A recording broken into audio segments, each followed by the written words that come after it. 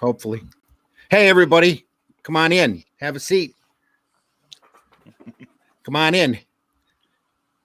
Hello. We're on the StreamYard this morning. Imperian Vol says I'm here. Good morning, Indie Volters. Good morning, Imperian. How you doing, Jake? Says hello. Marvi in the house is listening while having lunch. How are you today? Linda says hi. I'll be with you soon. Okay, Marv, whenever you want to join in. We already have kind of a full house this morning from all over the place. This is great. Want to thank everybody for being here. And to tell our radio audience, we do have an internet radio audience, by the way. Welcome to another edition of the Sunday Funnies. I'm your host, Randy Zimmerman. I'm coming to you from just south of Flint, Michigan. And for me, it's 9:01 in the morning, thanks to daylight savings time. So we are going to run our opening, and then we're going to introduce our house of guests, and we'll start talking. Hang on, everybody.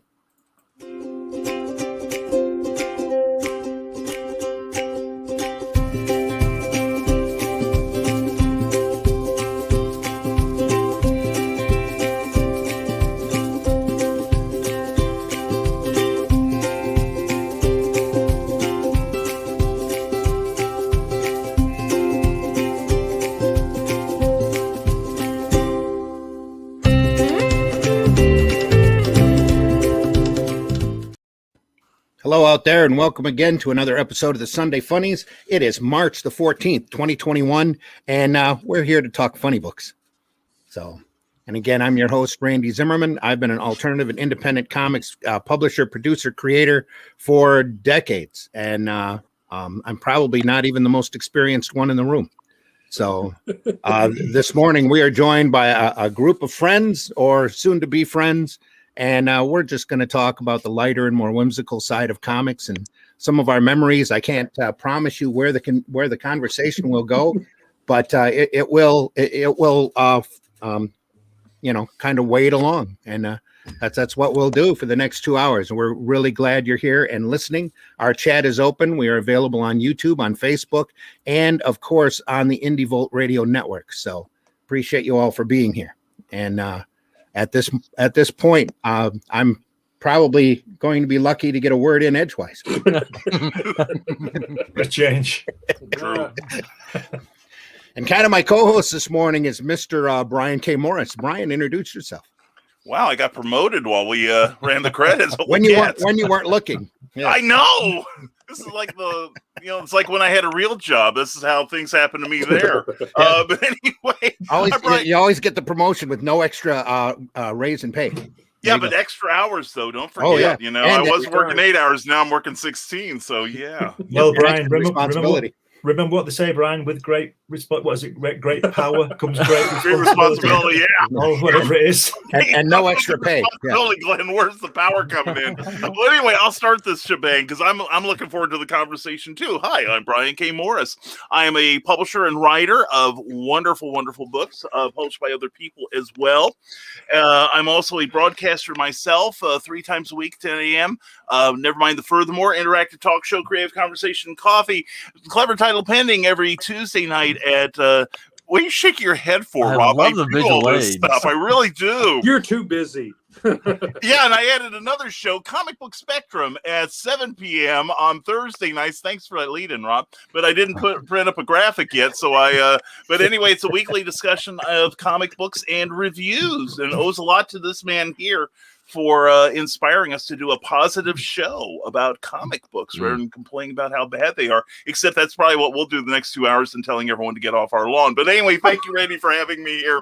And it's a pleasure to be here with these great guys. Well, let's hope it doesn't get too negative. So we'll try to keep it light and fun. That's the whole idea. Also joining us today is Mr. Rob Davis. Rob, introduce yourself. I'm Rob Davis. I've been a comic book artist off and on since 1986, working for Malibu, Eternity, DC, Marvel, Innovation Comics, and now all that experience has paid off, and now I'm working for Silverline Comics. Woohoo! And I'm doing a book with old pal R.A. Jones called Twilight Grim. about a vampire hunter in a futuristic city that's been divided down the middle with a big wall. And on one side are the vampires, and on one side are the humans, and never the twain shall meet, except maybe something's going to happen. So I won't go any further than that. So you guys will buy the comic book and find out what's going on. And But it's that's what I'm kickstarting working right on. now. It's kickstarting right now. Yes, Yes. kickstarting as we speak, and doing pretty well too. I know. Yep. Brian, where are you from? Illinois, right? Originally from Illinois, but I escaped the Snake Plissken style and came to Indiana, Okay. where I seem to be surrounded by Hoosiers for some reason. Also jumping a wall. Yeah, exactly. Crawling under the barbed wire, man. It was grisly, I'm telling you. And Rob is coming to us this morning from Kansas. Right. I'm from central Missouri, so I'm actually in enemy territory in Lawrence, Kansas. I don't know if anybody remembers the Civil War rivalry between Missouri and Kansas that carried over into football and basketball. Doggone Jayhawkers. And the battle continues to this day. So I'm actually in, like I said, in enemy territory at the moment. Godspeed, Rob. Godspeed. Coffee helps. And from Florida this morning, we have Roland Mann, right? Florida? Yes, I am. I'm in the Orlando, Florida area. I moved down here so that I could teach at the university. And I am never ashamed or shy to say that I have the coolest class in the university. What is it, you ask? I get to teach comic book writing. Wow. That is my class, and I've been teaching that for almost 10 years now. So enjoy it. I got my start in comics in the late 80s when I broke into independent comics with several of the same companies that Rob mentioned, Eternity, Adventure, Caliber Press. I did a book called Cat and Mouse that a lot of people kind of remember then. Most folks know me, though, for the stint that I did at Malibu. I was an editor of The Protectors, X-Mutants, Dinosaurs for Hire, and then I went on to become an editor for the Ultraverse, where a lot of folks remember the Jump On Now commercials, the TV commercials that were nationwide and all that kind of stuff. And then Marvel bought us. I became a Marvel editor.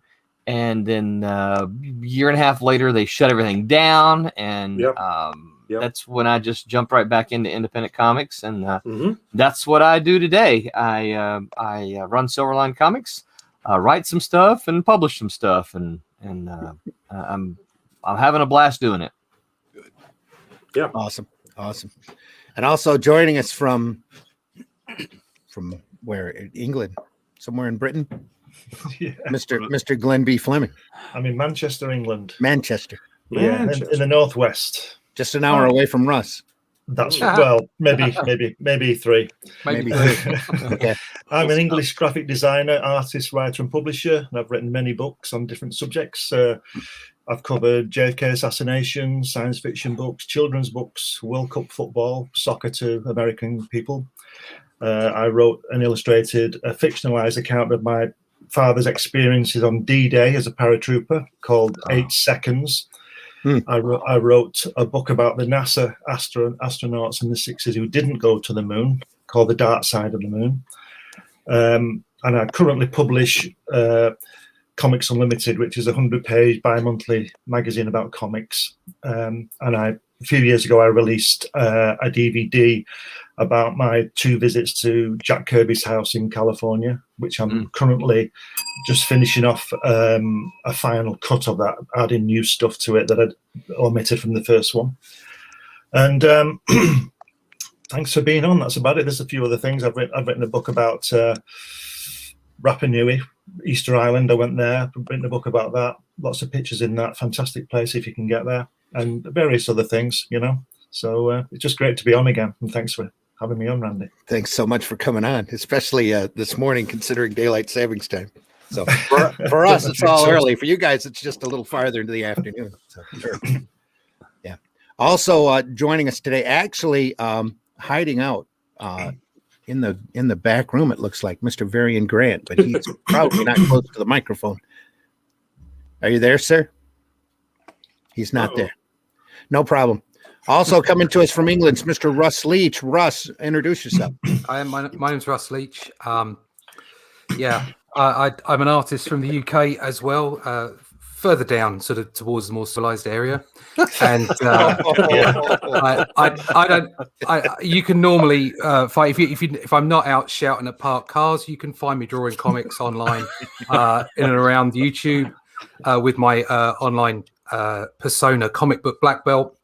I don't have anywhere near the experience or legendary grace that the rest of the panel do, but that's because I had a proper job for 20 years instead of drawing comics.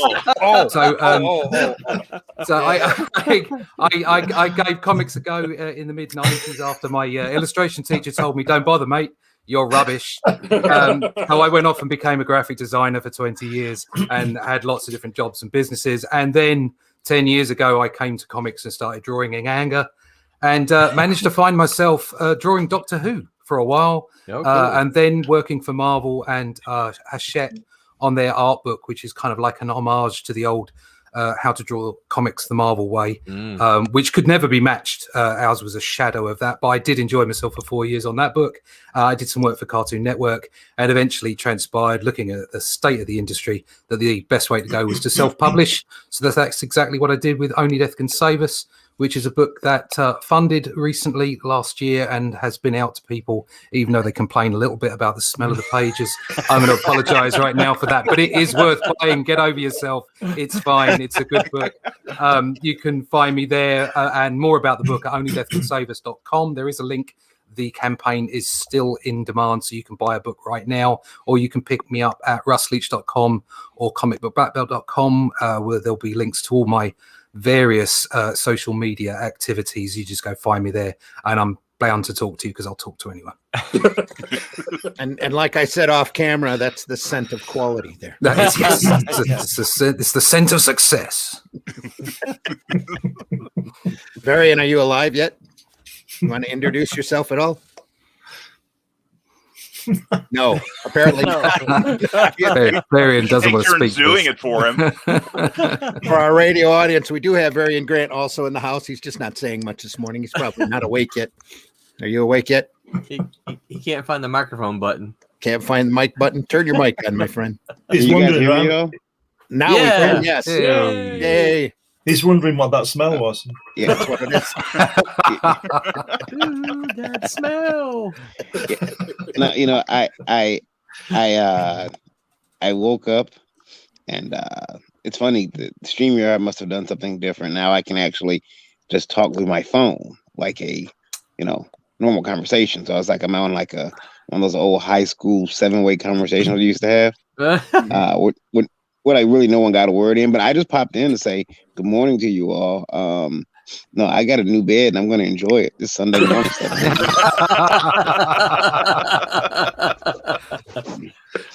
He did too. It was quite a battle to get it delivered. That's right.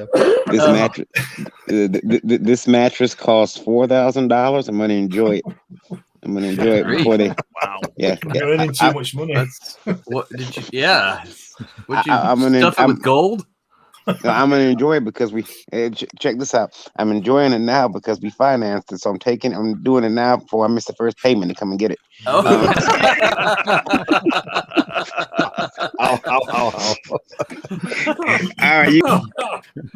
All right. We want to thank Varian for coming in. Varian's got actually the whole control room in his house. So we're not going to be able to get radio numbers this morning, but we really want to thank all of our radio listeners. We know you're out there in the tens of thousands, and we deeply appreciate you for listening in. So, funny books, eh? Eh? I'm probably the closest to Canada, so here we go. The worst funny book ever published was Not Brand X. Remember that one? Oh. It was so bad, it was great. Yeah, I was going to say, wait, how are we defining bad here? Yeah. Yeah. All I remember is there was a lot of awesome Marie Severin artwork in it. Yeah. Yes. Yeah. I think that saved it. I think I passed the first issue when Kirby and everybody else dropped out, and she took over. Yeah. I think it's really good. I was joking there, by the way. It isn't about comic. It's a great. Good save, Glenn. Good save. I was gonna say there's a lot worse funny books out there than that. And, yeah, I was joking, and I still have the original #1 that I bought in 1967. Nice. Mhm. Wow. Mhm. Yeah. And I didn't get Jack to sign it, and that was a mistake. Yeah. He signed a few other things, but not that. No. Yeah. That's great. That was Yeah, one of that's my actually bucket that's list actually things really to do, is to meet Jack Kirby.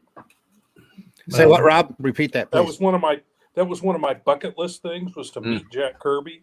And Right. the year I was going to San Diego Con was the year he passed. Wow. Oh. Yeah. Wow. Oh.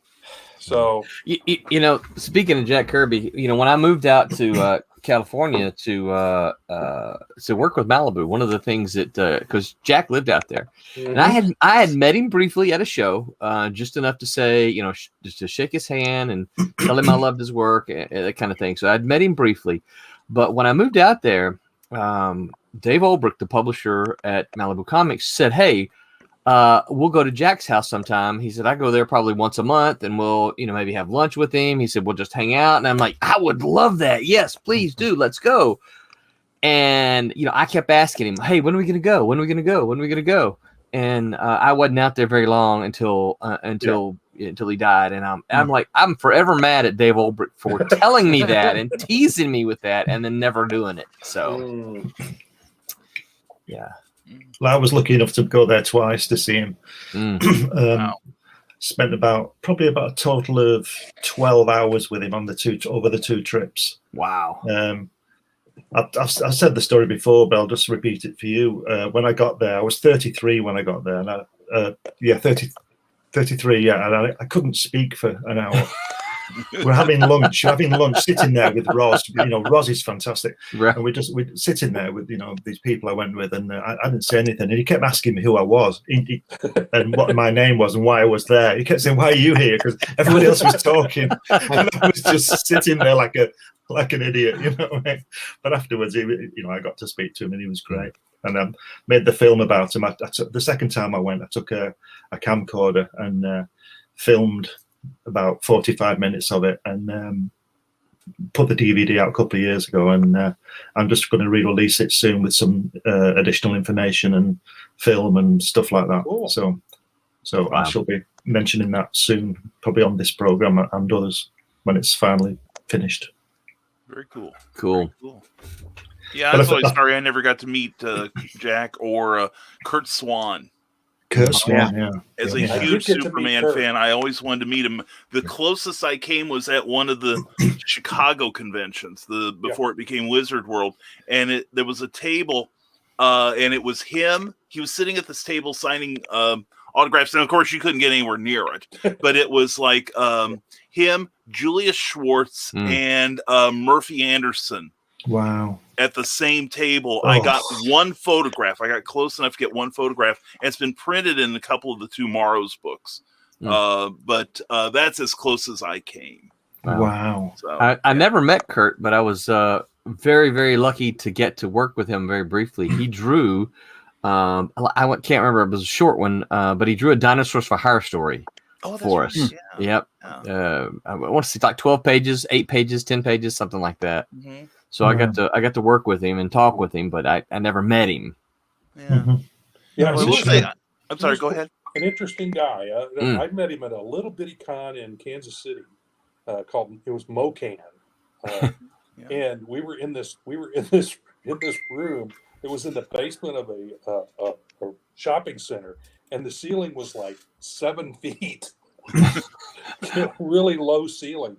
But anyway, I didn't see this actually happen, but one of the organizers, the president of the club that ran the show, said that at one point Kurt came over to him and says, "You got anything to drink?"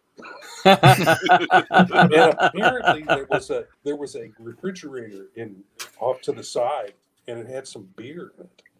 And he and the president went outside the warehouse door and sat and drank and talked for like an hour and a half. And Wow. so, Wow. wow, yeah, that would have been great. I wish I Yeah. could know that. I would to have a beer with Kurt Swan. That would have been cool. Yeah. Very interesting. Seriously.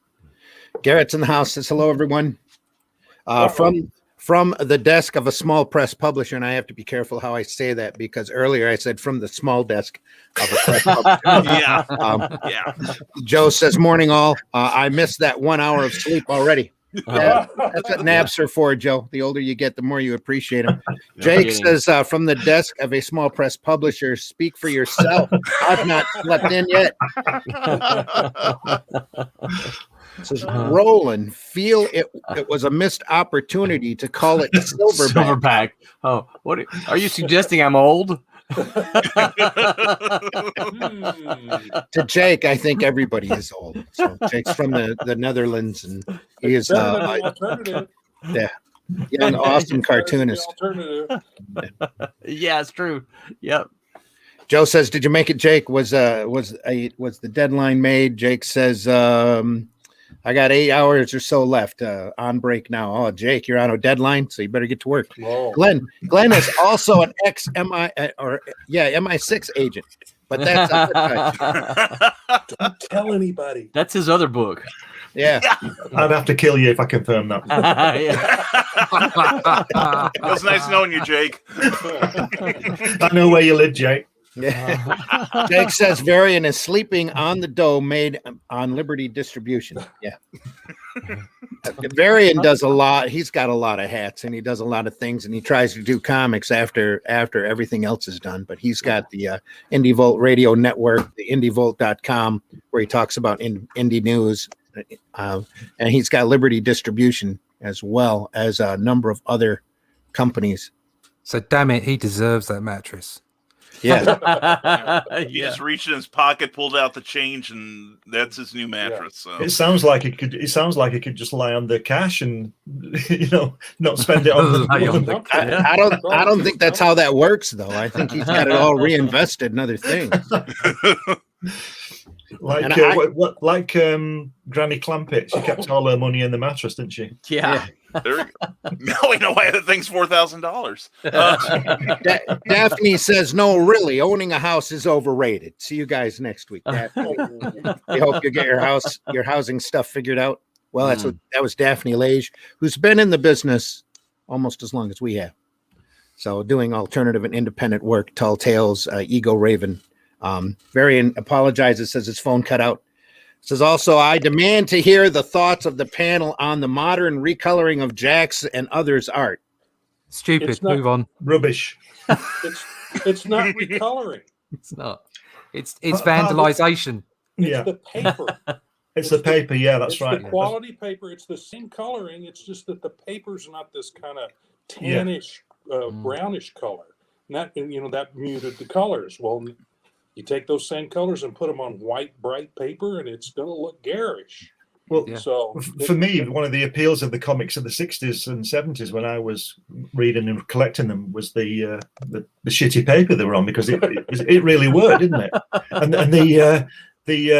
the register out of sync sometimes, and you'd get half a red page, and you know what I mean, that kind of thing. Or blue being off just enough for you to know, hey, the blue was off on this. That's right. It'd be like Hangover, everything was blurry because it's no funny hangovers in the 60s for me. It's funny to think that those processes, those happy accidents, those that volume of output, which was all pulp. That's the idea. It was pulp. It was like every week you got something new, and so they had to get it out really quickly, and so things would happen. Became collectible material, and created an environment where publishers then started trying to make their own collector's material, which was like very glossy and high end, and actually it's nowhere near as collectible as the stuff that people just pumped out as quickly as they could.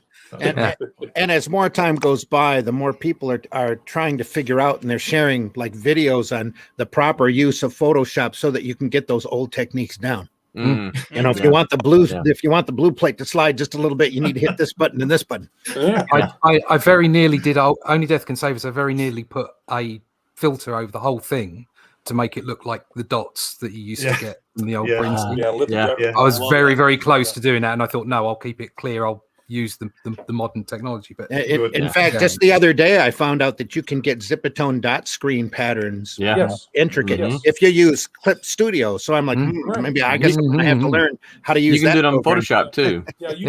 Photoshop, you should be able to do it too. Yeah. In fact, you can make your own brushes, scan something in, and make brushes. It's incredible how people want to create a mistake. Yeah. Why would you create a mistake? Every artist's technique probably started off as an error, a mistake of some kind. But they weren't doing it on purpose, though, were they? Let me try that again. But they weren't doing it on purpose. They wanted to get that line right first time. It's amazing how many creators are trying to recreate what you see there instead of just looking at what the important bit was, which was the artistry and the genius of the creators that were involved, and just using that as inspiration rather than trying to recreate something in a rather bizarre way. Well, we all do that, don't we, as artists? When we're younger, we all try and emulate our favorites, and then we suddenly realize, hopefully, that they're not. When you look at Kirby's work, my early stuff just looks like Jack Kirby drew it.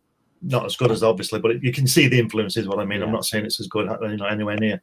But what I'm saying is that I draw square fingers like he did and things like that. And you think, well, that's not really what he's doing. He's telling a fantastic story, and that's what it's about. Right. That's, and then you lose that. Story. Yeah, and then obviously later, hopefully, your own style comes through. Mm-hmm. But artists often start by emulating other artists. It's like, bright, shiny, I must have that. And you like squirrel. So and you off you go, and you go, oh, that's a great piece of work. I'm going to incorporate that into what I'm doing. And actually, what you should be doing is being inspired by it rather than trying to copy it. But you don't know that when you're younger. You're just throwing it all together. And eventually, like I was going to mention this to someone else earlier, you get that Kirby moment where you realize you're an idiot. And that Kirby is a genius, and that you don't have to draw everything exactly like it should be, and Kirby opens up your mind, and suddenly you start having more confidence in your own work because you find your own style. Whether it is Kirby that does that, but I call it a Kirby moment because there's such a dichotomy of the way that Kirby drew and the way that he do things. If you look at my very early stuff when I was a teenager doing this kind of thing, you can probably spot which comic I was reading that week while I was drawing that, and which artist it was. You think, wow, I've got it. I like that. I've got to do that. And obviously, you can't do that because that's the genius of those people, or their uniqueness. Is that a word? Uniqueness. Uniqueness. But I would argue that that's a fantastic way for a young aspiring creator to learn. Is that you emulate those who you like, and you kind of teach yourself how to do it. You kind of teach yourself, and if you keep at it, right, then you're going to figure out, okay, well, I've been emulating this thing that Jack Kirby's doing. Now that I understand a little bit more about it, I know why he's doing this, and I understand that that's happening. Rather than just copying it, you learn, and it teaches you, right? Absolutely nailed that, Roland. There's nothing wrong with it. In fact, it should be encouraged. You should be encouraged to copy. You should be encouraged to trace, to get your hand in, to get your eye in, so that you start to understand why. Right. Yeah. Yes, definitely. Yeah. But another thing, especially when you're just starting to draw, at least for me, I'm afraid to, admit it, but there's that naivete of ego. Where growing up reading comics, you're sitting there going, I can do better than that. I can write that story better. I can draw this better. I can do this. This guy works squares. What's going on here? It's just basic shapes piled on top of one another. And it took me a while from my youth. There was a whole list of people that I couldn't stand. You're careful to open up the cover of the comic and go, oh, Don Heck drew this, or oh, this is another. Oh, look at that Kirby cover, and Frank Robbins especially. Oh, this is terrible. Frank Robbins. Oh my goodness. Well, I wish he'd learned to draw. And then as you get older and you realize that the style, the storytelling, the technique is phenomenal. I mean, I am a huge fan now of Jim Aparo, and love Yeah. his work, Yeah. and just sit there and all of these guys that I just mentioned now, I sit there and marvel and collect and look specifically for their work in order to sit there and look at their technique and their brushwork, and it just amazes me the fact that there were so many people out there who had their own individual look and their own individual style working in this business, and not just kicking it out. And they were kicking it out. They were hitting that deadline over and over and over again, but they were doing it their own way. That's what really fascinates me about comics, because nowadays, in my opinion, you open up a lot of these books, you can't tell one person from the next. Yeah. And it's not because my eyes have gotten worse. I swear it's not. Yeah. But I go back and now dig up all of these old guys, a lot of these guys that I didn't like growing up, and just marvel at their abilities because of they were doing it 20 pages, 22 pages a month, just churning it out. Yeah. It's just, it fascinates me to no end. That's hard. That's harder than most people realize, is to crank that stuff out at that kind of rate. And Kirby at one point was doing what, 10, 15 pages a day? Yeah. That's incredible. Yeah.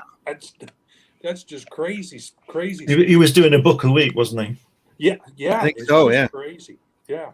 As well as layouts and covers. Was that pencils, Glenn, or was that pencils and inks? Right, so just pencils. Just pencils, just pencils. So back up there. Just 15 pages they have pencils. Yeah, if you look at the early Marvel stuff in the the 60s, Kirby's doing everything. He's doing layouts and roughs and whatever, designs and everything for all the books. And there's a lot of bad ink in there. I think it's Paul Reinman ruined several Fantastic Fours, in my opinion. It's terrible inking. But when you look at what he was given, and Kirby would just basically be outlining. He wouldn't be doing full pencils.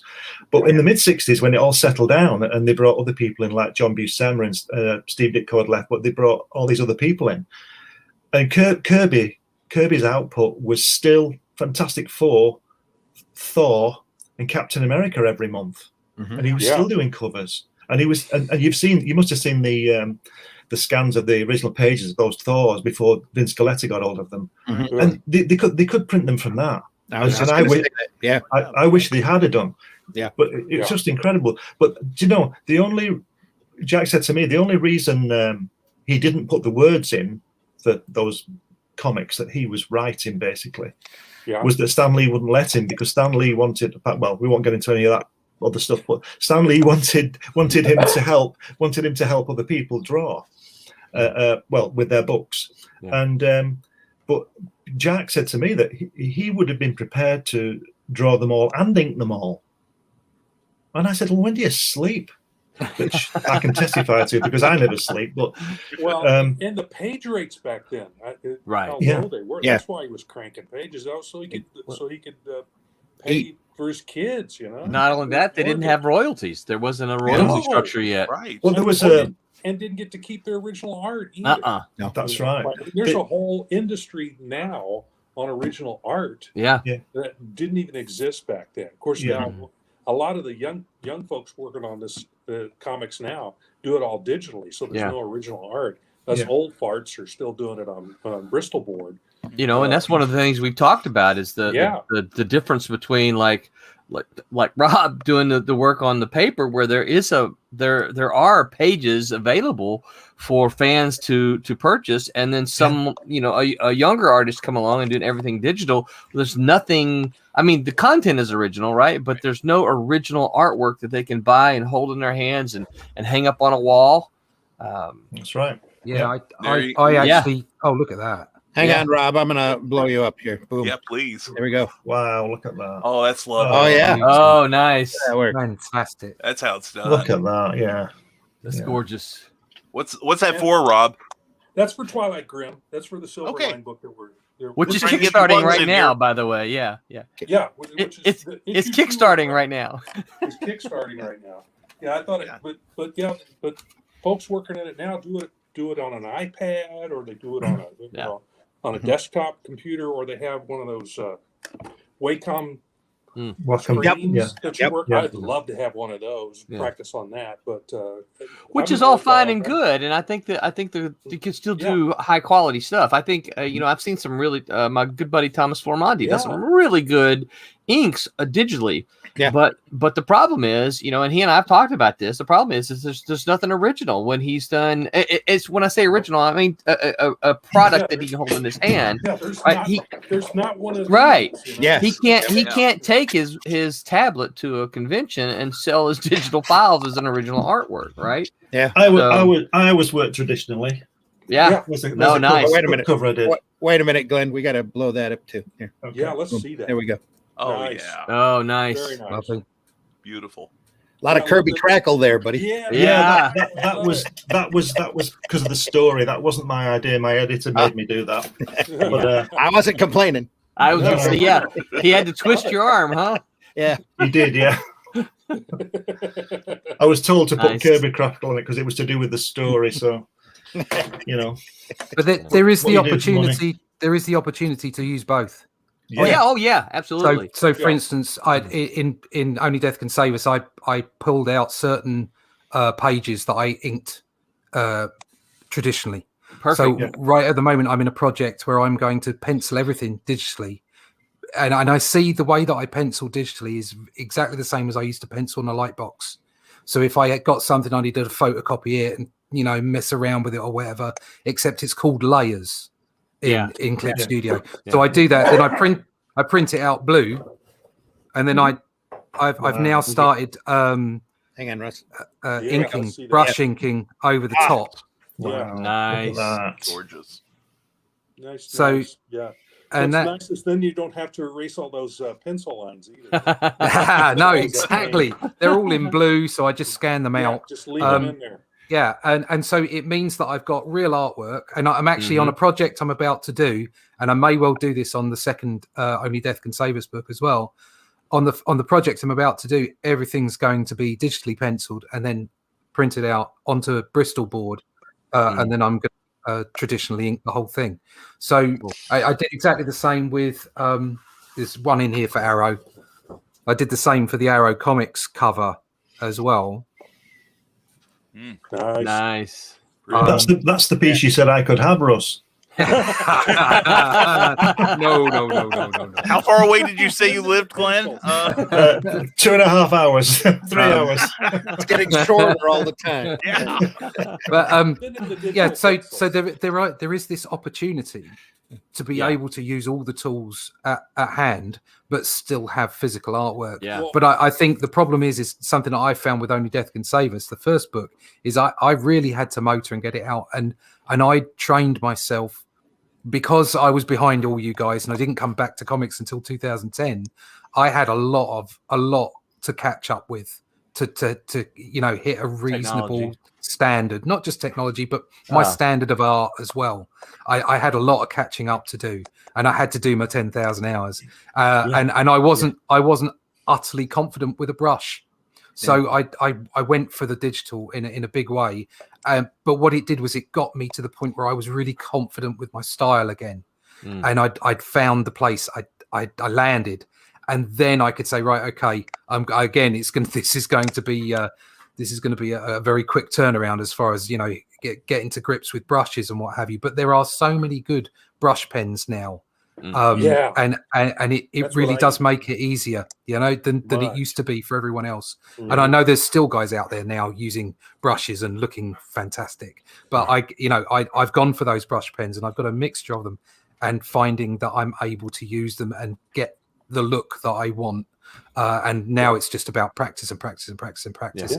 And so it's out there for people to do. But I do strongly suggest. I know we've got this new technology where they're talking about, because DC told all their artists to not be naughty boys and girls, but so trying to grasp it with both mitts. But I don't think that's quite hit the digital media yet. I'm not sure as to where that's going to go, because at the end of the day, I'd like to be able to utilize it, because I have a whole bunch of digital art. But I really think that it's the physical stuff that will have the biggest values, because there's more chance of it degrading.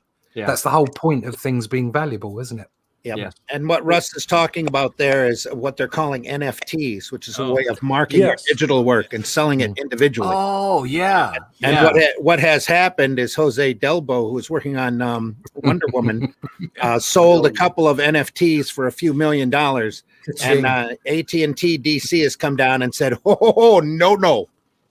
And they just sent a memo out to all of their artists, apparently, telling them no, and that they're having their lawyers check in on it. But this is a lot different than selling a print at a show when you start talking that much money.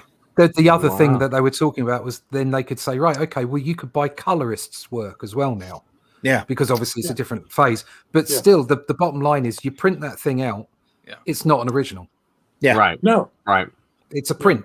It's not the original piece. It doesn't matter which way round you come around it. Right. No, there is no original. It's all ones and zeros. Yeah, exactly. And believe you me, I'm a big fan of digital work. I've been doing it for 10 years, but it's still... I color in digital. Yeah. And I love the fact I started in this industry as a letterer. Oh, wow. And I have to admit, I wasn't a very good one, but that's how I got in. Me too. But today, you can use those digital fonts, and it's quick, and it's very professional looking. Yeah. And I wish I'd had them way back when. Oh, man. My letter forms were I never was happy with them. So, I was so happy when digital came along, because when I letter my own work, man, it just goes. I throw it in Illustrator, and I'm in 15 minutes. I'm done with a page. It's just incredible. Nice. But yeah, seeing having real work, a real physical thing, I don't know. I'm just old. Obviously not as old as you guys. I'm getting on. Rub it in. Welcome to the club. What are they worth? If there's only one, that's going to be worth something. Yeah. So, yeah, exactly. Yep. Yeah. And I can personally say there's a huge difference from walking into a museum and seeing a display of, say, a Walt Kelly Pogo page or a Alex Raymond Flash Gordon page, and then for me, we turned the corner and there was a display of modern comic book artists with digital print written on all of the displays, where they were still trying to treat them as framed work. And it's like, no, that's not the same. I'm going back here. Right. Yeah. Where you can see the Zipatone peel up and the whiteout on the book. High quality prints, but it's not the same. Yeah. Yes. And then when the sun emits its aurora and we all lose our computers, we'll still have those pages. That's right. We'll still be able to sell those pages for chickens and one things. small EMP, and we're real happy. We've been collecting physical comics all these years. Yeah. I've said this before on this program about lettering. I think and I've just written an article for my Comics Unlimited about this, about Artie Simek and Sam Rosen, two of the greatest letterers in comics, I believe. Yeah. And because when you see those, whoever it is, they were lettering Kirby and everybody, weren't they? And Gene Colan and all these people. When you see those pages with that beautiful artwork on, and then you look a bit further and you see the lettering, and that's just as much of an art as those drawings and the writing and all that kind of thing. And I was just looking at there's a few Fantastic Four splash pages that I put in this article, and the lettering is the titles. The way the titles are different. The font, they have I guess it's not a font because it's their hand lettering on, or maybe it is a font. I don't know. But when you look in, you'll know this. But when you look in the bubble, look in any bubble, and the A's or whichever letter, they're all different anyway. Yeah. But do you understand what I mean? But they work. But when you do a digital lettering, and I've done it, it is quicker and it is cleaner and all that kind of thing. But it doesn't look right because it's perfect. Right. It's perfect. And like I said about the letters are different. And if you look at an Artie Simek page and look at any bubble, all the letters, even though he's only using the alphabet, they're all different, slightly different because he's handballing it, as we call it. Yeah, he's just writing. Yeah. And that to me adds to it, and that goes along with what we were saying earlier about making the mistake. Sometimes the mistake's the best part. Yeah. Look at that fantastic Kirby splash page where Reed Richards is reaching forward with his right arm and he's got his left hand on it. Yeah, he's got two. Remember that one? It was the biggest gaff in comic history. where Jack drew it wrong. Stan didn't see it as the editor. The letterer didn't see it or didn't say anything. And then Joe Sinnott inked it. So there was probably a few weeks there where that should have been seen. Mm-hmm. And do you understand but when you look at it, well, it's okay because it's Reed Richards. He can do that, can't he? He can stretch his fingers and things like that. Yeah. I just think it sounds like I'm totally anti computer stuff, and I'm not. But I just think that the way what we do, I think, is best to hang on that wall later. What's funny is that some people making comics lettering fonts actually are adding randomizers, 4 different versions of an A, right? Different versions of an E, so that and the program will pop them in. Right. Well, they've obviously been listening to me then. It's still not the same, but it at least gets a little closer to that. Yeah. See, what some people don't realize is that I learned to appreciate the lettering art. Because when I used to do my own small press comics, I was also a letterer too. I still have my Ames lettering guide, in fact. Yeah. But what a lot of people don't realize is that these things, they aren't ones and zeros. That they're actually drawing the letters. Yeah. That it is an art form all its own. It's every much as at least at the time, is physical as drawing, as penciling the page, as inking the page. So that's where I really learned to appreciate it. I got one of those too, Roland, only it looks a lot dirtier. I've got one around somewhere. Mine has a lot of blue and graphite on it. Yeah. Oh yeah. Mm-hmm. Yep. No, I can't find it. Somewhere around. I had to show Varian a few months ago what one looked like. So he could go out and buy one. So he didn't know what it was. No, He was shocked. he knew there was one. He didn't know what it looked like. I had to show him. Then he ran out and I think he ended up ordering one from Dick Blick or something. I was always jealous. Yeah, they still make them.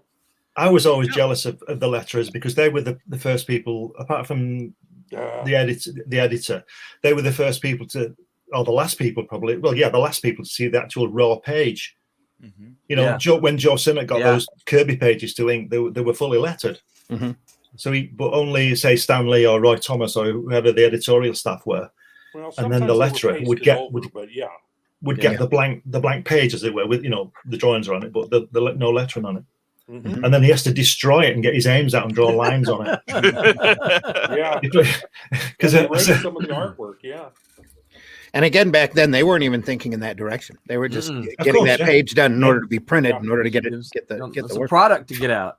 But don't forget, Joe Sinnott. I read somewhere that Joe Sinnott said, probably not every day and not every week, but a few times during the month he would lose an hour's pay or an hour's time because he'd get a parcel from Marvel with Kirby stuff in it. He'd just look at it for an hour, and he'd think, I was going to nearly swore then. He'd think, bloody hell, he's looking at this stuff, he's losing money, but he did it.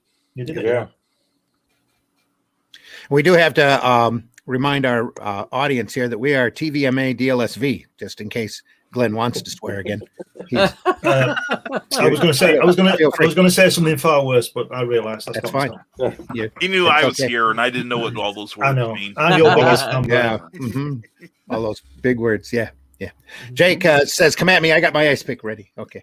John Celestri says, "Good morning. Good morning, John." John says, "Good morning, all. Getting my coffee and sharpening my Blackwing pencils." Yeah. John, if you want a link, I'll be more than happy to send you one. Just send me a PM in the on Facebook because I am really behind on the chat this morning.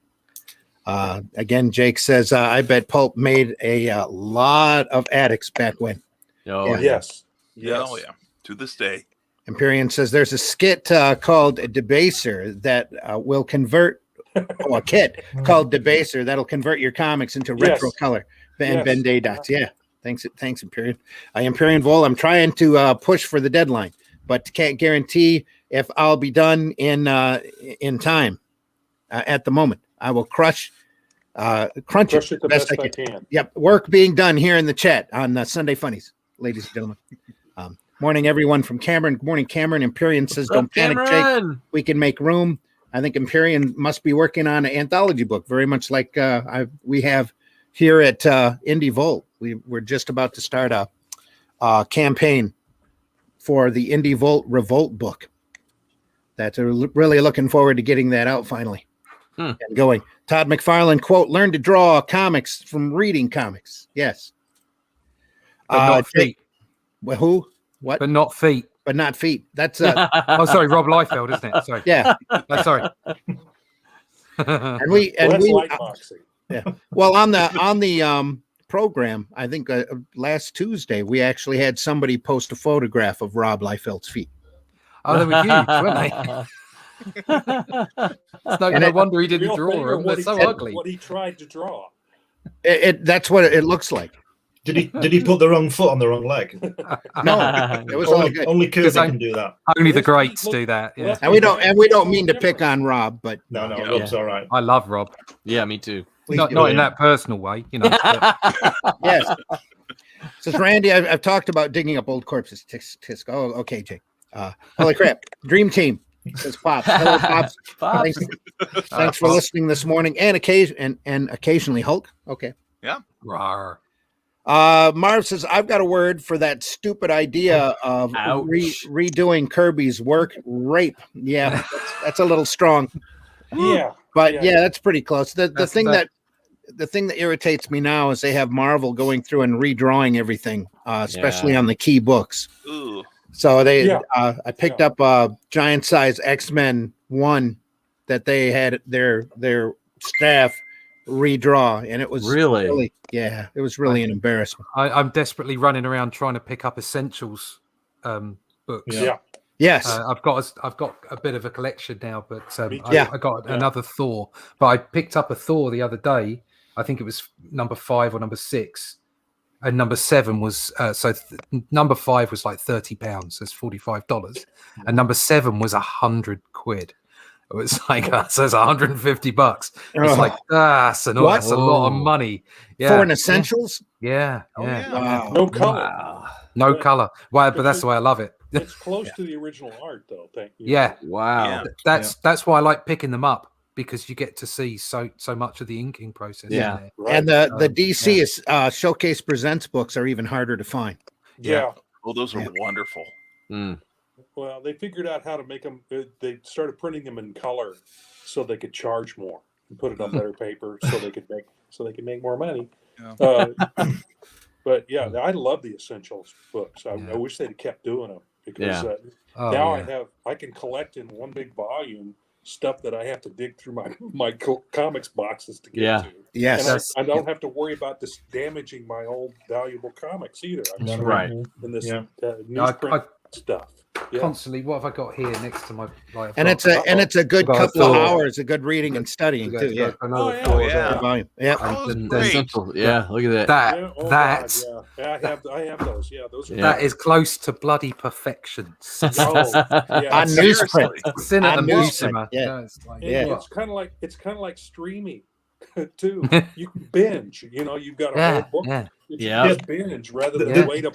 Like when we were kids, waiting a whole month for the next one. You just soak it up. It's a double whammy, because you don't need to get the original ones out, so you're not damaging those, and you can see them in black and white, and you can see the artwork. Yeah, that's why they're so good. That's why I've got my collection as well. So I'm just trying to get hold of those massive ones with the full size artwork. Mm-hmm. Have you seen those Kirby things? I've not got any of those artist editions. I've got one of those, and it's the Jack Kirby Commandy. It is so gorgeous. It was a Christmas gift, because those things are pricey, and it's like, oh my gosh, it's still in my box. I take it out of the box and I look at it, and then I put it back in the box, and I put the box on my shelf. I'm like, I should take it out and put it on my shelf as the book, but no, I don't think I will. No. I am such a fan of Walt Simonson and Art Goodwin's Manhunter that I desperately want to get a hold of that book. It's kind of a grail destination of mine as soon as I find it.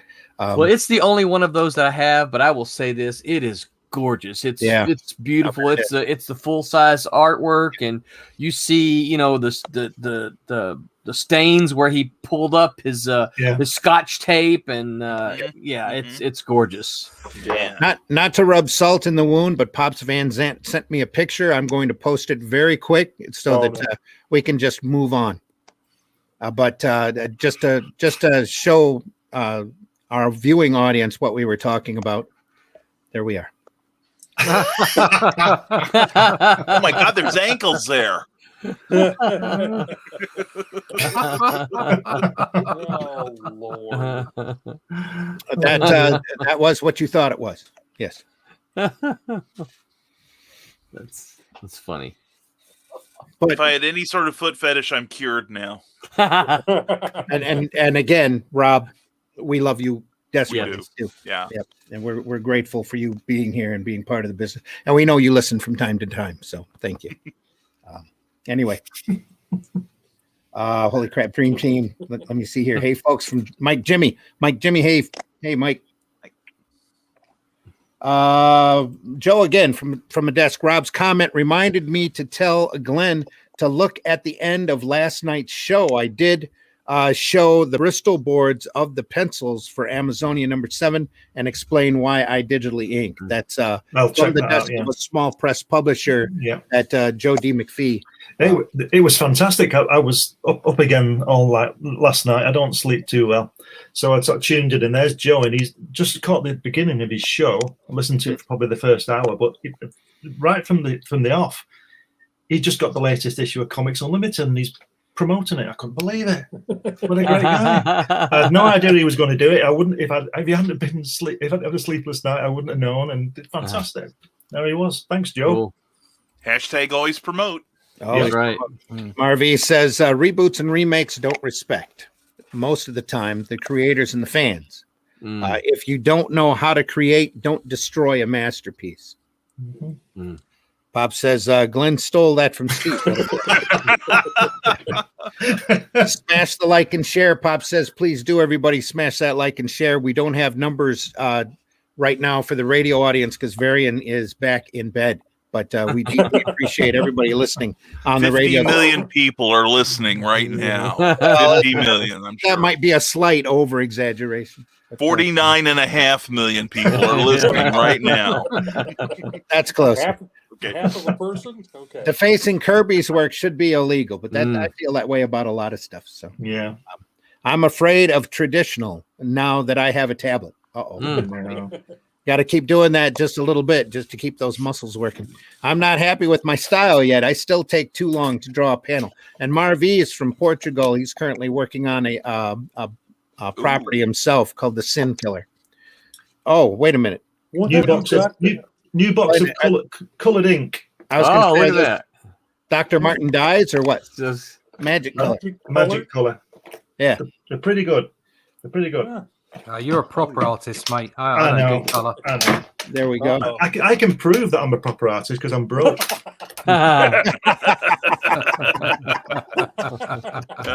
There we are. Yep. Lovely. I have a set of Dr. Martin Dies that I still can use to this day. Just by putting a little bit of water in it and shaking it up. I've had it for like 20, 30 years. Yeah. They're not even remotely thinning out.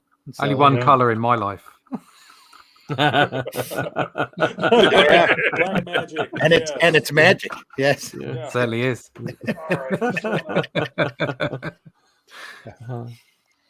Empyrean says, so if Russ is old, the rest of the panel is not going to answer that question. Wise. There is a lettering machine. Yes, there we are. There is a lettering machine that was used in certain places. Some of Ditko's Charlton work is lettered by a machine, which used the tool. What they used to have are little lettering templates that a letterer could set up and follow in, much like the circle template that you see around now. Those are really hard to find. The lettering templates, you can just slide it along and letter. What was it? Oh, there was a name for it. EC used them too. Yeah. And I think at one point, Charlton actually had a typewriter that they actually ran the original art through and just did that through. Yeah. And we just We just made. I hear Glenn's heart valves clicking like a castanet now. And from what I've heard of Charlton, that doesn't surprise me at all. Yeah. Well, they were printed on printers that printed cereal boxes.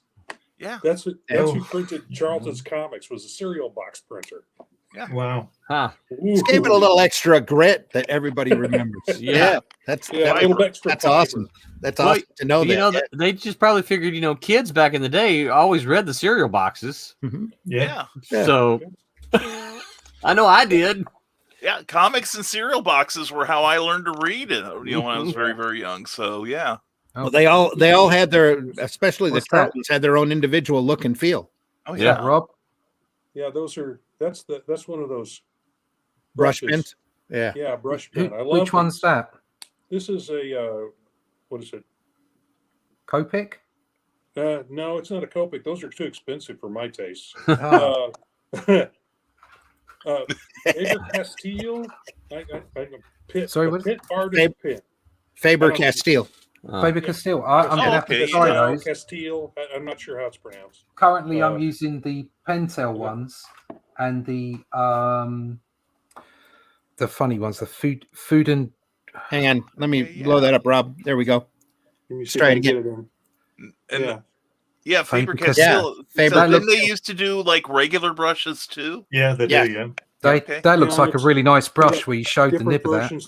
There's an F, which has a,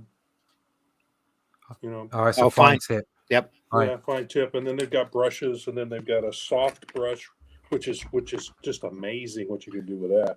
You used to have to spend my whole allowance on a brush. Yeah. Here, for like $2-3, I can get one. It'll only last for so long, but the regular brushes only last for so long either. Right. These are a lot cheaper. That's the ink's right. real nice and dark.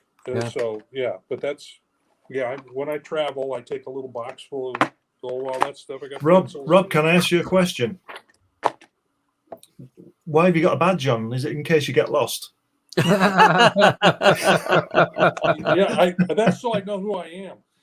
Yeah. I'm using a Pentel. I Hang tried on, those. Russ. Wasn't very lucky with those. I tried that and it just made a mess. No, But I'm finding that as well. You can make those work. Those are cool. They're quite blobby. And I'm using for the finer soft brush on the food. I can't remember how to say it. It's Fudenosuke. Fuden Osuke. And I've also got a mini Pentel. That's quite a nice brush pen. No, those ones. Those are nice. Yeah. But I tell you what, looking at the shape of that brush you've got on that Faber-Castell, I'm going to try some of those. And I've got a couple of Copic brushes coming as well. Yeah, so it comes in B, and then there's an SB, right, which is a little softer. Yeah. So you can get a little bit more. You can get a real fine to a real thick line with that. I like the look of that. Yeah, then those are nice. Unfortunately, though, sometimes when you'll get one, they aren't as good a quality. So sometimes it's hit or miss. Unfortunately, so it's worth getting them in batches. Yeah, it's worth getting like 2 or 3 of them. Right, at one time. All right, I'm going to look them up on Amazon. And then for big areas, of course. Yeah.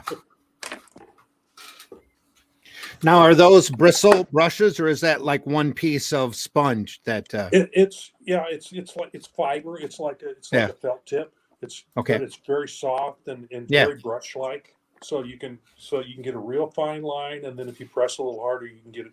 So you can get a shape going with how you work your wrist. So definitely something as you learn as you go along is that you just use whatever works. Yeah. I was kind of coming. And I've done this very quickly over the past year, coming at the traditional perspective, going, "Oh, well, I must use a brush." It's like, no. Whatever works. It doesn't matter what the pen is. It doesn't matter what it looks like. You just and also looking at some of obviously a lot of old videos as well of the old guys, the old guard, especially with the school.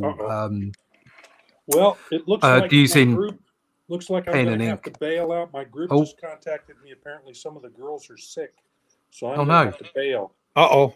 I Okay. didn't think I'd have to do this, but I'm going to have to bail on you guys. Rob, totally understandable. So Yeah. Nice to meet you, Rob. Lovely to meet you, Rob. Seeing you, Rob. yes, Nice to we meet You take care, deeply buddy. appreciate you coming on, Rob. We need to do this Yeah. again real soon. Yep, just Okay. got a message from him, so I'm going to have to bail on you. Sorry Okay, about Rob. that. Okay. Have a See you, Rob. great day. It was fun. Thank you, See Rob. ya. Good. Cheers. See you, Rob. Thanks Take for care, coming Rob. on, Rob. Good We'll to see you. No, I was watching some Joe Kubert stuff yesterday, and And he was folks, using Sorry to a interrupt, quill. Russ. Sorry. Sorry to interrupt, Russ, but that was Rob Davis, and he just left. I want to remind our radio listeners, since we're just passing the top of the hour, that you're listening to an episode of the Sunday Funnies for the 14th of March, 2021. Go ahead, Russ. I was just saying he was using a quill and a brush, and then he started using some fat pen. I'm like, okay.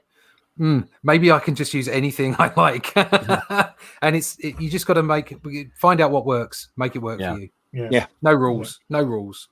It's all part of the fun of being an artist, just going around and playing with those tools and finding out what works and what doesn't work for you, and then using that. Marv has a question. I can't sell digital piece as original, even being only one print, like commission. Usually not, right? Or at least you have to mark it as a digital print. Yeah, there's two ways of doing it. People will buy whatever they want to buy, Right. as long as you're honest about what you're producing. Yes. So, for instance, I have done commission color stuff where they've gotten the original black and white, and they wanted a color piece, and I said, I only do digital color. Sorry, I'm just not good enough. I'm not like Glenn. I can't color like that. So I can only do digital color. And they've gone, yeah, fine. And I've printed out literally one. So I've gone to a printer and had one done, and it costs like 10, 15 quid to have one done. It's signed, and that's it. That's your original print. So as long as you're honest with people and tell them what they're getting, and then you can even put on it a contract if you like, and put it on the back and sign it that the digital work will never be used again apart for portfolio pieces. So you have a contract with your client, and there are ways around it, and it can be done. But I mean, it still isn't the original piece, but there are ways around it. Go ahead, Brian. I've heard of some artists who will pencil a piece and scan it and then print it again on Bristol board and ink it again. Because that with physical inking, it's not going to be an exact replica of what you've done before. And so again, like Russ said, they're completely honest about it. There's I did 50 of them last month, and you're getting number 51 this month. And it's a one of one sort of thing. But Russ added, as long as you're upfront with the customer, and they know what they're getting, then that's fair. As long as they're pleased with the product at the end of the day, that's what it's all about. Exactly. You're doing your thing, and they want it. Fine. They know what they're getting. Russ, they're not going to pay you 500 quid for something that you can technically print out again. Right. If you give them something that you've contractually said, I will not print it out again, and it's signed, then maybe you'll get 250, 300. So Russ, have you never coloured any of your work then with inks and stuff? Traditionally? No, fat pens. I always go over the edges. That's the trouble. I have painted. Obviously, I painted when I was at design school and art college. I painted when I was younger. But I'm talking about your comics pages now. No, never, ever. I've only ever, the only time I've ever coloured them is when I've coloured them myself, and there's such a range of skills out there for digital color, and that's not my focus. So I don't try. But I mean, as a piece of art, like that fantastic cover you did for me, would it never cross your mind to do the whole thing and color it with inks and paints or whatever you're using? No, I don't. No, it doesn't even. It's just like it's black and white. That's my thing. So when I colored it digitally, I go for like that kind of it's sort of almost like a retro flat feel with a highlight and a low light, and then a final pinpoint highlight, and that's it. That's me for color. I like that simple way of doing things, and I'm not good. I don't try and explore any other way. not because I don't find it interesting, but because I don't have time. I'm trying to focus on my pencils and my inks to get them as good as I can. If I start doing other stuff, it's just there's not enough room in my head for that. Yeah. And I was recently turned on to a YouTube channel called Colors with Kevin, where he sits there and talks about digital coloring for comics. And that particular channel has 50,000 subscribers. Good Lord. Wow. So you have to sit there and go, wow, yeah. But he talks about the different techniques and color theory and on, because I'm trying to get back into, I really want to start doing and copying some techniques that I've been seeing, because they're for me, digital color most of the time is so muddy, brown or purple and flat, or a lot of times they'll go through and lay flats down and then gray tones over top of it, and it looks like a mess. But every once in a while you'll get an amazing coloring job where you'll see that they not only changed or not only worked color like a master, but they took the lines, the line work, and changed the tone of the actual line work over top of the flats. That really fascinates me. You know, it's funny that you mentioned that. There's so many times I see these people say, you know, flatter for hire, you know, I'll flatten, then you can come over and do all the stuff. And I look at the flats and I'm like, yeah, that looks pretty good. Why would you do anything else to it? Yeah, you know? It's like, stop. Don't do anything. It looks fine like it is. Yeah. Can I show you this? This is the cover of the book I did about my dad's D-Day landing in you know, all that time ago. This is the cover, all done with coloured ink. Mm-hmm. There you go. That's gorgeous. That's lovely. Nice. Yeah. And I just like. Go ahead. Go ahead. No, I was going to say we've had discussions on previous episodes of Sunday Funnies where we're talking about the great Frank Bellamy. Yeah. Oh yeah. And his color work. There's nobody better than Frank Bellamy. Well, this is a black and white from the same book. Oh yeah. Beautiful. Nice. I decided I didn't want to mess it up colouring it. You know, I just left it. But you know, we were talking about mistakes. This drawing, this is from my dad's book again, and I wasn't happy with this drawing, so I really, really threw ink at it. I was sort of a bit angry with it, and it turned out to be probably the best piece in the book. Oh, yeah, yeah. Do that? Yeah, nice. So sense of lighting in it. Yeah, we said about the mistake can be the best part. Yeah. Like I said, I wasn't happy with the drawing. I spent about 2 days on it. And I thought, oh, you know, I was really disappointed with the actual drawing. So I just threw the ink on it, and it turned out to be, I think it's probably the best illustration in the book, you know. So, but I can't believe, Russ, that you're not trying these colour stuff. I know you say you've not got time, but, you know, you make time, don't you? I know. No. I've got a 56-page book to pencil and ink before the end of April, May, June. Before the end of June. There you go. Look at that. Nice. That's lovely. That is beautiful. Yeah, I've got 56 pages plus development work and turnarounds to pencil and ink before the end of June. And then I've got a 66-page book of my own to do straight afterwards. I told you. And then after that, he's got a list. Yeah, I've got a list. Somebody approached me this morning. It's the first time I've ever been able to do this as a freelancer, and I have been able to put people off before and go, oh no, like I can't get anything in just yet.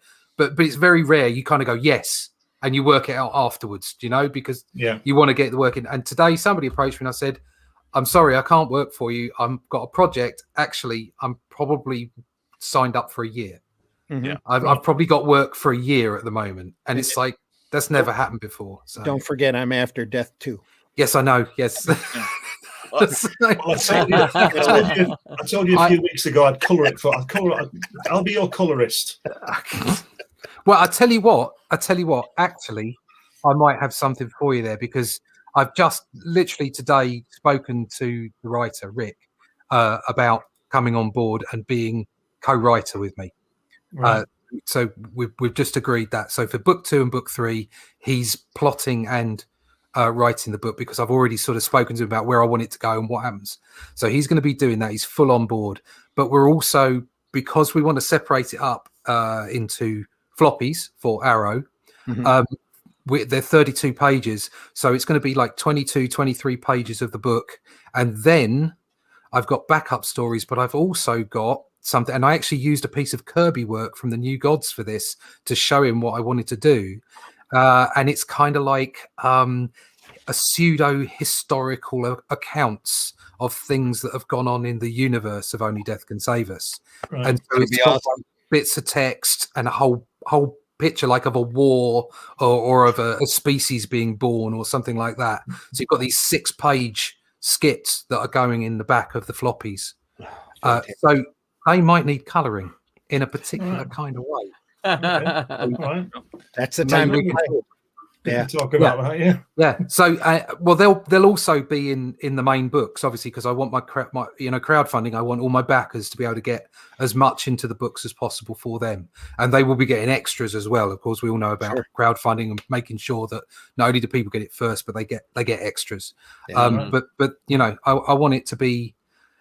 I want the 32 pages, people to pick it up and go, wow, yeah, I got value for money there. That's what it's all about. That is. So those ones might be of interest for you because they'll be full pages. Yeah. Wow. Well, just remember when you're overworked, Russ, there was a time when no one cared how much idle time you had on your hands. No. It's a double-edged sword there. I know. I'd be surprised if anyone still cares. You'll have to do what you'll have to do what I do, Russ, and just don't sleep. I've not slept since 1977. You know, honestly, I don't sleep. I can't sleep. I got up this morning. I got up this morning at 1:30 and went back to bed at 5 or something. And I was on Joe D's. He's not on his show, but I was commenting on his show last night. I don't sleep very well. If you ever get too busy, if you ever get too busy and you're looking for somebody, let me know. Because I know an inker and a colorist that if given a chance, would love to try out for. Yeah. And I married a flatter if you need one. So. Actually, in what I did was in the first book, I did everything myself. Mm-hmm. So I wrote the book and everything, and then I passed it over to Rick, and he adjusted some plot points and gave me some wonderful dialogue back. So he's now full on co-writer, as in, he'll be writing more of the plot and getting it sorted, and getting a script together. And we're actually going to go the whole Stan Lee route, or Marvel route, whatever you want to call it. So he's going to be giving me plots for the whole page. I'm going to do it, and then he's going to script it. Russ, I am a huge fan of that method, and in fact, whenever a penciler is willing, I prefer to write using the Marvel method. Yeah, Talk about a lot of happy accidents. I get that from Tim Quinn. Was the editor on the first book. Hopefully he'll come back for the second. And he's a guy I know very well. And he used to edit for Marvel like yourself. And every time he passes me something, I'm in the middle of doing a quick strip for him at the moment. That's the one. Yeah. In fact, I wish I got that much from Tim. Yeah. You see us page 1, page 2 and 3, page 4, 5, and 6. Excellent. I'm a big fan of the page by page plot. So it gives a freedom to the way that the story progresses. It does. And see, I'll tell you, here's some of the reasons I like it as a writer, because I can sort of have I still can kind of have control of the pacing, because a lot of times I'm like, I want this to happen, but I don't really need 6 pages on this. I only want these 2 people talking for like 2 pages, something like that, right? Yeah. And so if I can communicate that and the tone and the moods and things like that, then I'm good, because then what I can do is to turn it over to the magician that is the penciler, right? And let them breathe life into it. And then when I get back, I don't have to worry about overwriting. I don't need to describe Thor punching Hulk with a mighty blow, because you've already drawn it. Yeah. But I can add the layers on top of that means something different, that doesn't necessarily describe what you can already see. Right. Yes. Exactly. Yeah. So I'm a big fan of the method. I love doing things that way. Like I say, Rick's going to be doing that, and Tim does that all the time. And as I was saying, I did the whole lot for the first book while that help from Rick. But this time round, I want the production time to be squashed. So I'm going to have to get a flatter and do that kind of, outsource some of that work. The greatest, turn it round quicker.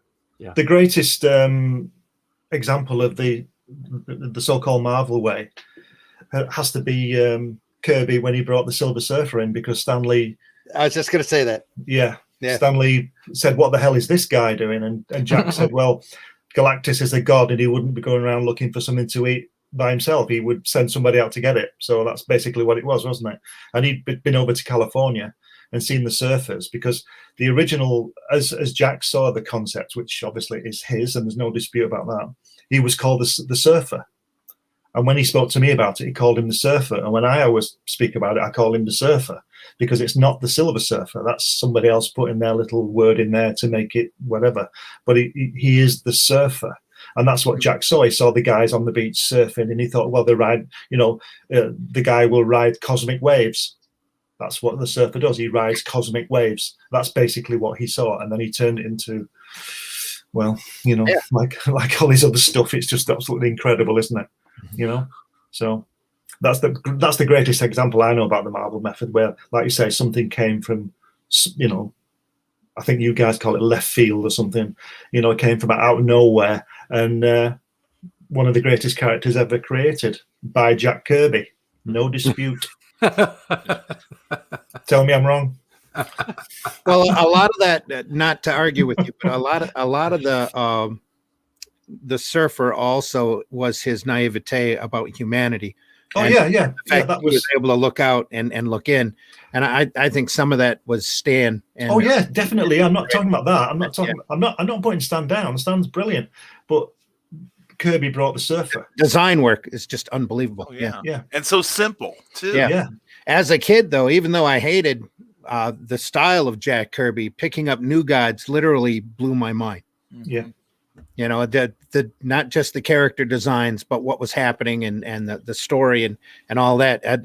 It was just amazing to me that somebody could pull that out of their head. Well, we've covered this before, but I really shake my head when I see these Marvel films these days. I don't watch too many of them, but I just think if these things are so good that they want to spend millions and millions, tens of millions of dollars on them, why don't they just film the books? Because Jack's artwork's the storyboard and Stan's got the dialogue. Yeah. Russ is shaking his head. No, I agree with you. That's the trouble. That is the trouble. I agree with you completely. It's all there. Don't get me started. I've given up. I've given up with modern entertainment at the moment. I'm finding myself having far more fun creating my own. There's a few things out there that that I enjoy, but most of it is, I don't know. It seems to be quite vacant. Vacuous. Yeah.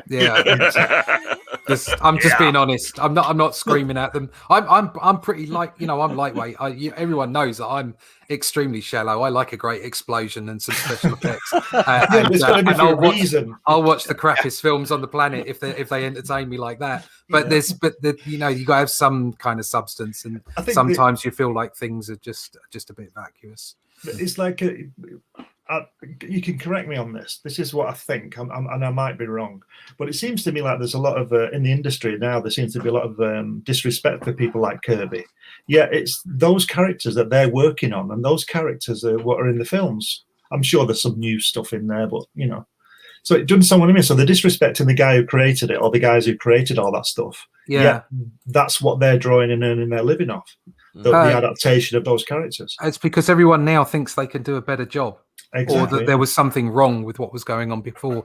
I just picked this out for Randy because he was talking about colorists colorizing lines and what have you. And this was done for Doctor Who. Mm-hmm. And you can see what John has done on the colors where he's fading things out, or he's all that hair that was all black. Mm-hmm. So he's gone in there and done that. Mm-hmm. And then the hair on the young king, and then in the smoke and stuff. Yes. So you can see how those effects can be done. This is quite bright. Obviously, it was just like a younger audience. Mm-hmm. But it's amazing what you can do with colors. And that's exactly the kind of coloring I love. Yeah, it just me too. Amazes me. It kind of gives a sort of a fairy tale feel to it. Yes. Very nice. You can see you spent some time on it as well. Oh yeah, I mean John's brilliant. Yeah. So Hey, As we sit here in the afterglow. all of a sudden there's a pregnant pause. Yeah. Yeah. Let's Who's pick pregnant? up Chad again. Pop says you guys are good for a morning. Yeah. Williams is hashtag Arrow Comics. Thanks, William, very much. Woohoo. Comic Talk with Pops says I can't imagine who showed that pic. LOL. Oh yeah, No, Pops. It was all your fault. That was the pic of the feet that we showed earlier. Yeah. Thanks, Pops. Jake says collective nerdgasm. There we are. Pop says love Rob, but understand now. Yep. Says good show last night. Pop says Empyrean says usually when I get a feet pick. Oh no. Oh, Was this rated again, Yeah. Randy? my Empyrean has to pay for it. Yeah. If it is taking time, it means that you are putting in real time, Marvy. Yes. Yep. Yeah.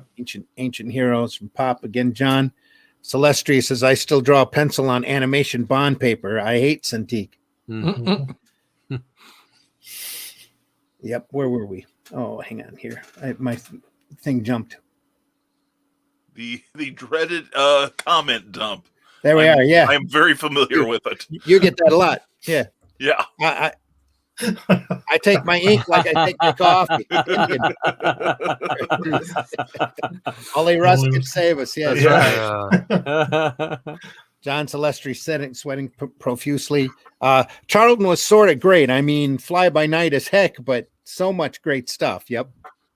And they were producing stuff on the fly so much they had a lot of open creativity available too. I think that's why Ditko enjoyed working with him so much, because he could do his own stuff, even though he wasn't making a lot per page.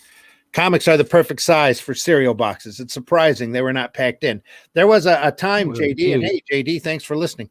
There was a time, JD, where they did put comics inside of cereal boxes, only they were 1/3 the size of a comic book, and they were wrapped in plastic and stuck always at the bottom of the box. So just like all the other toys way back when, where you'd have to go and you'd get the cereal box at the store, run home, dump the cereal out in a large bowl in order to get the gift. I've got a set of them. It'd take me a while to find them, but I've got a set of old, they were Gold Key licensed characters, Tweety and Sylvester, Roadrunner, and Black Panther, where they did that 1/3 size comic. Wow.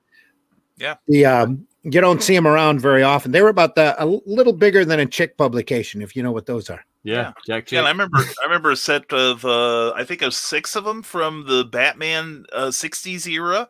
Yeah, there was about half a dozen different artists, like Infantino. I want to say Al Plastino did one, but they were just like full adventures. But you had to eat like a bowel exploding amount of cereal to get them all. So yeah. Well, again, you just buy the box, you dump the cereal out into a bowl, you take the comic, you dump. If I had done back that in the in front of box. my father, I wouldn't be here today to tell you of my folly. Well, my parents knew they had to do that, or the cereal would be all over the place. First chance to get the box opens. That's why Dad wouldn't let me do it. Yeah. See, if you're like me, my hand was always crunch, crunch, crunch, crunch. Yeah. That's what I was doing. All over the table. Yeah. I'd pour out my first bowl and then go for the bottom of the bottom of the bag. A technique that's lost to the younger generation. Exactly. They're like, why are you digging in the cereal? Yeah. It's in there. A technique that's lost, like paper and pens and pencils. Yeah, how do you search a cereal box digitally? I challenge you with that. So good luck, America. Sugar Chris says, hail everyone, hail Chris. Hey, Sugar. William says, hashtag just the tip. Good morning, all. Teresa, good morning, Teresa. Hope you're doing well. Shout out to Itchy5 for his pro coloring skills. There you are. Empyrean again says, I'm with Russ. I can only do black and white comics. There you go. Joe again, listening to all of this, still doesn't calm my fears of doing traditional inks. Don't get me wrong. I am learning a lot. I fear my heavy-handedness and the use of brushes. It's all a matter of practice, Joe. Here we go. There's a video online of John Buscema inking Captain America. Go watch that. Yeah. You know what? one of my biggest complaints with modern inks is that they seem to be afraid of a fat line. Yeah. And they're all too thin, and I'm like, I need some depth. Give me, if I got a hand in my face, I want a great big fat line around those fingers to make those things pop, and we don't get that. And I'm like, I got these little lines. Yeah, okay, they're a little bit thicker than this stuff, so it gives me some depth. But man, give me a big fat line. And it just Chick Stone was a master of that, wasn't he? Yes, or Joe Meneely. Yeah. Meneely, he had like 3 layers of depth in his foreground characters. Or Alex Toth was the same way. Good meaty lines and line depth on them, and then that secondary level where you get a little less detail, and then way in the background it looks like a coloring book. Yeah, that was good stuff. Oh yeah, I just don't see enough of that. Because some nice thick lines over here. Goes back thinner. Yeah. And then thinner over here. And then until you get to the girl at the back, right at the thin neck. Perfect. Yeah, that's it. perfect. Yep. Yeah. Seriously. That is that page you said I could have, Russ. Yeah. I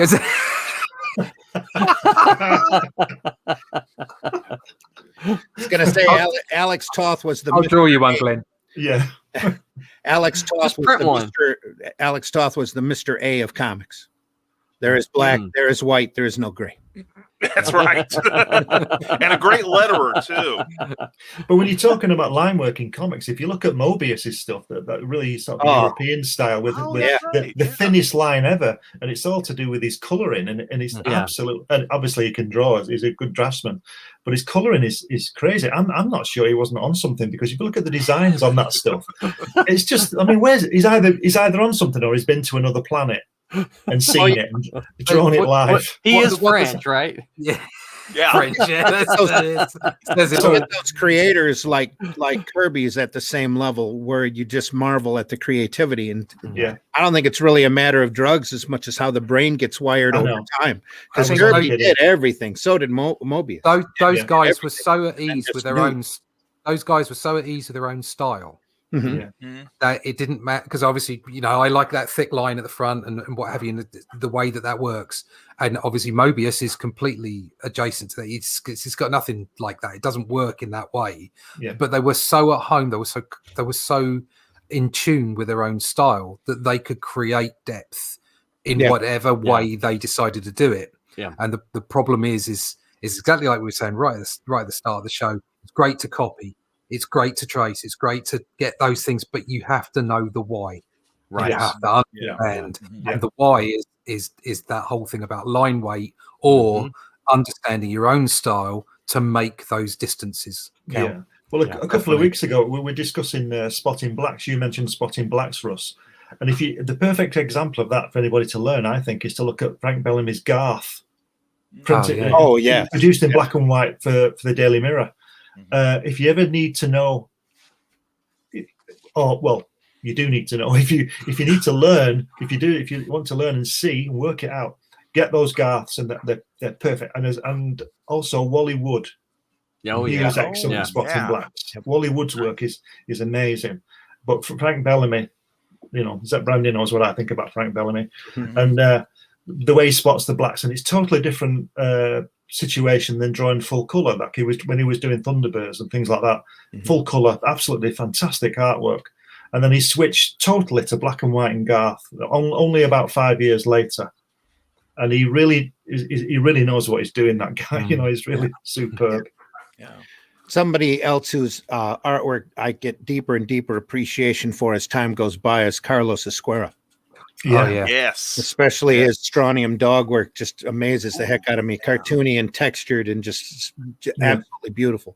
Good stuff. A lot of that material is another artist that I was enamored by Brian Bolland as a young man, reading 2000 AD. And so Carlos Esquerra to me was, and believe me, this is said with respect, he was throwaway at the time. Okay, I loved Strontium Dog as the concept, but the art didn't always I didn't dig it.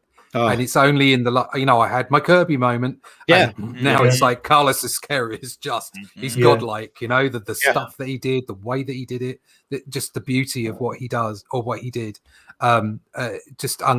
unfathomable. Brilliant stuff. And that just another material, example. that material is also available on Amazon in large, thick collections from Rebellion.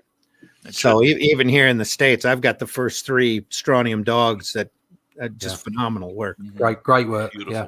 There's some Another- beautiful color work as well. Yeah. I'm going to say another artist, British artist, Cam Kennedy. Yes. Oh, Used to- yeah. He did some great color work as well, because he's a painter as well. He did it was a Light and Darkness War. He painted those pages, and they're absolutely incredible. And I said this to Russ before as well. It's the sort of thing that makes me want to think, well, I'll just go and work in a cafe somewhere and throw my pencil. Nothing wrong with that, but I'm just saying, throw my pencils in the bin. You know, what's the point? Beat that. You know, if you can't get there, then don't bother. But you've got to set yourself different targets. Yeah. There's a good decade there of 2000 ADs that are just amazing. Every 5 pages is a different artist and a different look, but all just really accomplished and very stylistic. Just incredible stuff.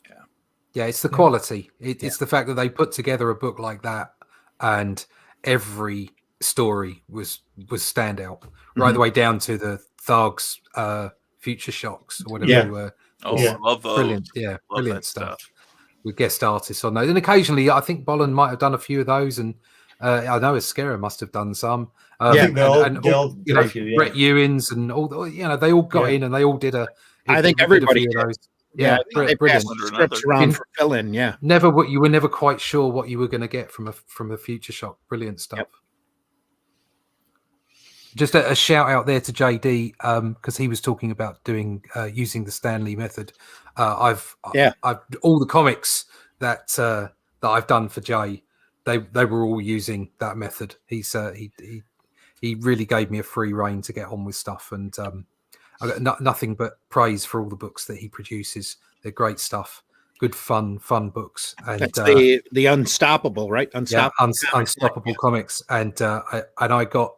Bless him. I cut my teeth doing, the 24, 26 page books with him, over a period of time when I really needed to, work on my style and get things going. And he gave me that opportunity. Thank you, Jay. You need your 10,000 hours. I did. I think I may have done it now, which is great. But now I need to do another 10,000 hours. JD says, I don't think you can lay down proper dialogue until you see what's going on in the pencils. Yeah, exactly what Roland was saying. Yeah. Jake says, Russ just wants his pretty pictures. Pop says, Kitty or Itchy 5 is awesome.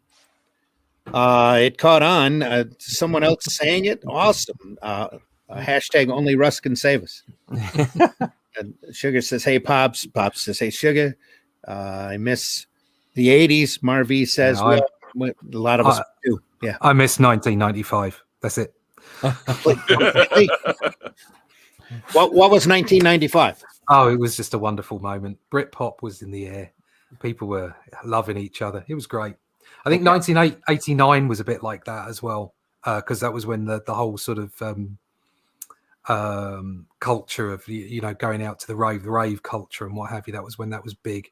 But 1995 was just a special time. I was working in the studio at the time, and Britpop was there, and I just got married, and it was really good. X-Files was on the telly. There were only 4 or 5 channels in my country. It was great. 1995 wasn't good for me because I split up with somebody after 15 years.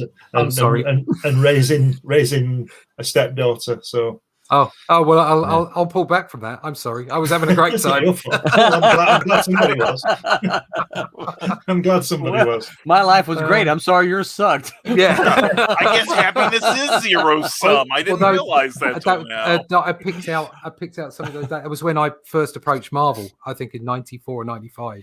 And I sent them some stuff, and they were really sort of very dismissive. No, they were pleased. They really liked what I was doing. There was John Louis Lewandowski was the new talent manager at the time, and he was very kind and very pleased with what I sent him, and said he was going to pass my stuff around. And that was the last I heard. It was I was backwards and forwards with him for a while. It was like snail mail back then. But I had to get on and pay a mortgage, so it never really happened for me. But there you go. It's one of those things. But then I look back on that time. We were talking earlier about being mature and having your Kirby moment and copying other artists and everybody wanting to be Jim Lee in 1995 because only Jim Lee can be the best Jim Lee that Jim Lee can be. And the rest of us were not worthy. And so it took me some time to appreciate art and, have my Kirby moment and actually grow up and have some maturity about my work. And then that led to me being able to give the time to it that I do now. So everything happens for a reason. Oh yeah. I'll tell you, as one who saw, when I was an editor, saw a lot of submissions and samples in the 90s.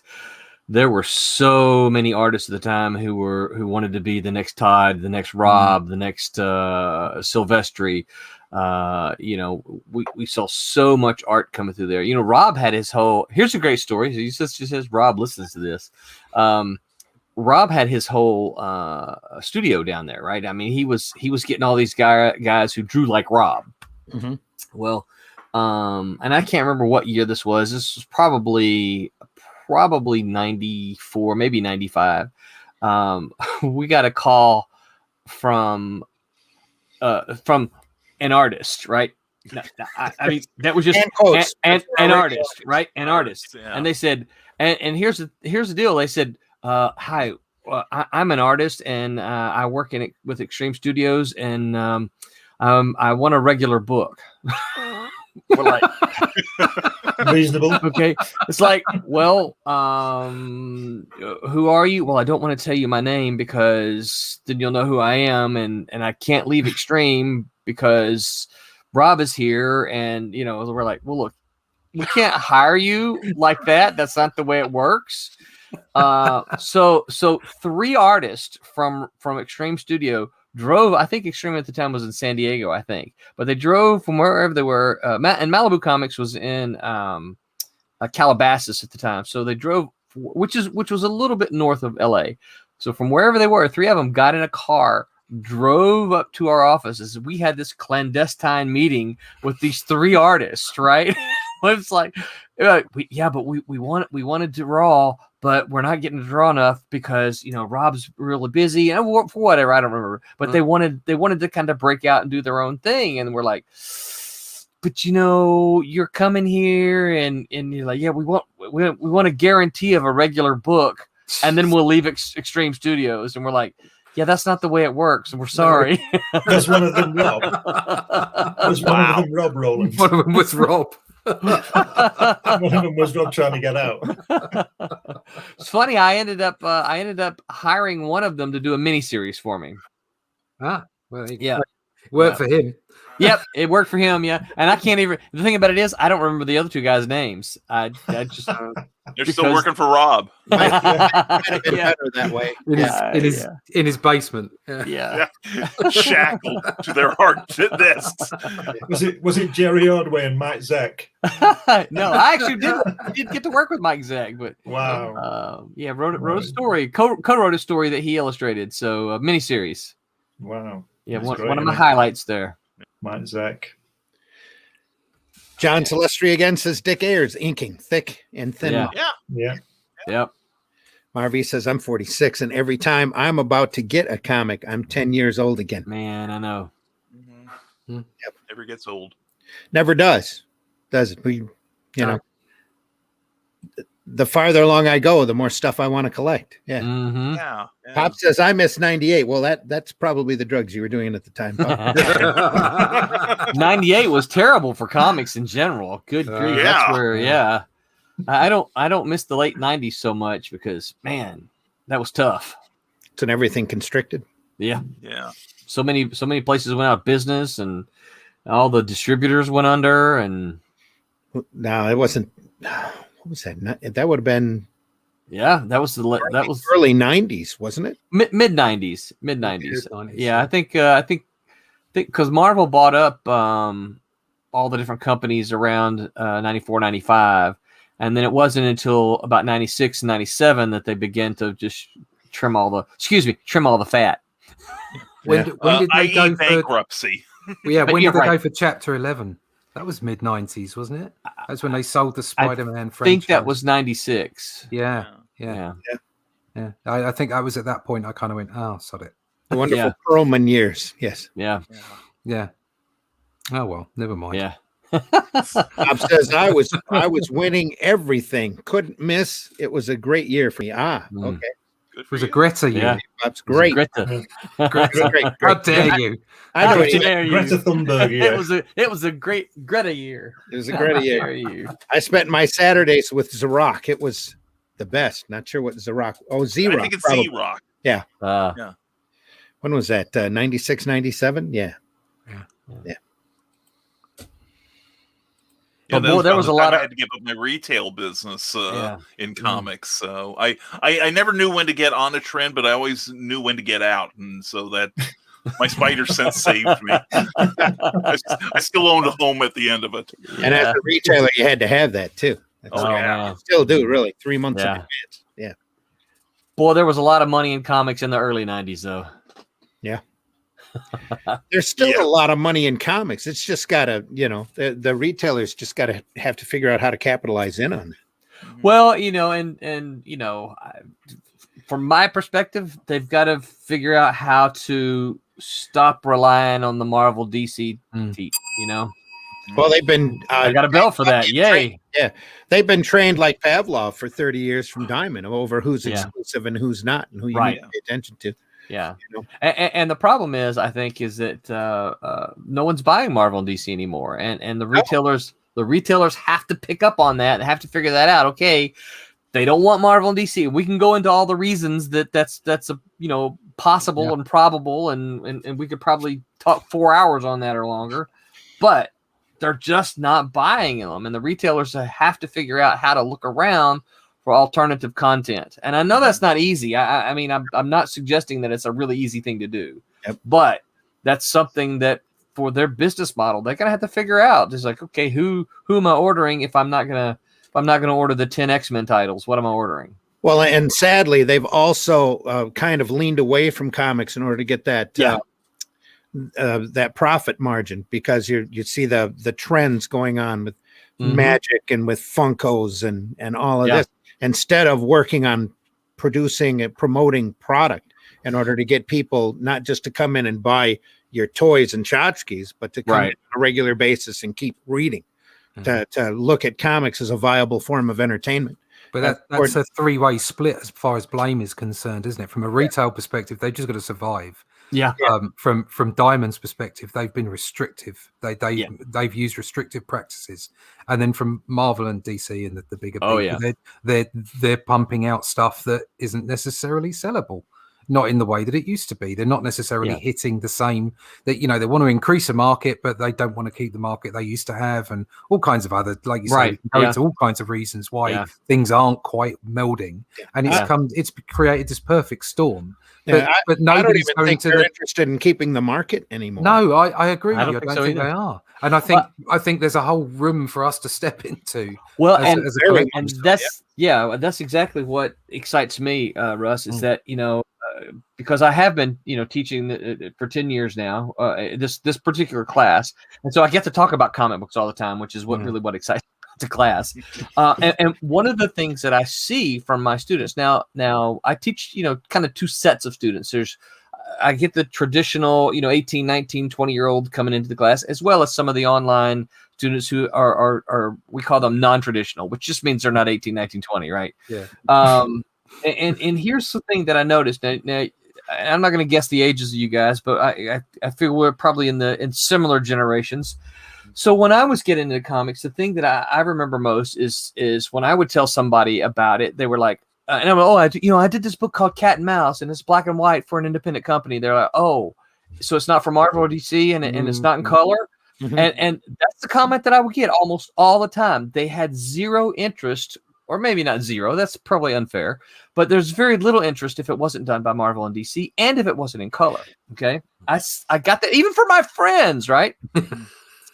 And now, as I stand in front of the class and talk about these things, most of my young students, they don't care, and in fact, they tend to be more drawn to the things that aren't Marvel and DC. Mm-hmm. Yeah. And I think that might have to do with the movies. So I get the movies. I see Spider-Man on the movies and the cartoons, and I see Batman there, and I see Superman there, and I see all this massive big money entertainment. I want to see something different. And so they are more open. They don't look for the Marvel and the DC logos like I did as a kid, and like many in my generation did. They're looking for something different. So I think, Rush, you said we're primed, and this is a great time to be making independent comics. This is the new age. I tried to coin a phrase for it. It's the new enlightenment, but for comics. So we had a gold, a silver, a bronze. Some people call that time not lead, iron. No. Plastic. Yeah, plastic. They're copper. Copper is this copper. Oh, yeah. Copper as and then kind of now we're in the dark ages. And we're moving back out into the light, and there is this opportunity for the Enlightenment in the same way as we had one, 500 to 1,000 years ago. We had the Enlightenment, and now we're having our own comic book Enlightenment, and it's that you can feel it everywhere. It's the indie scene at the moment is buzzing, absolutely buzzing. It's exciting. One thing One thing I learned, I got out of comics the early 2000s, and I started doing an entertainment paper that we gave away here around the county that had comic strips and comic stories and entertaining stuff in it. People are out there begging to be entertained by good quality stuff. That just has to be pointed out to them and shown that here's where you can be entertained, and you can come back all the time and get that done.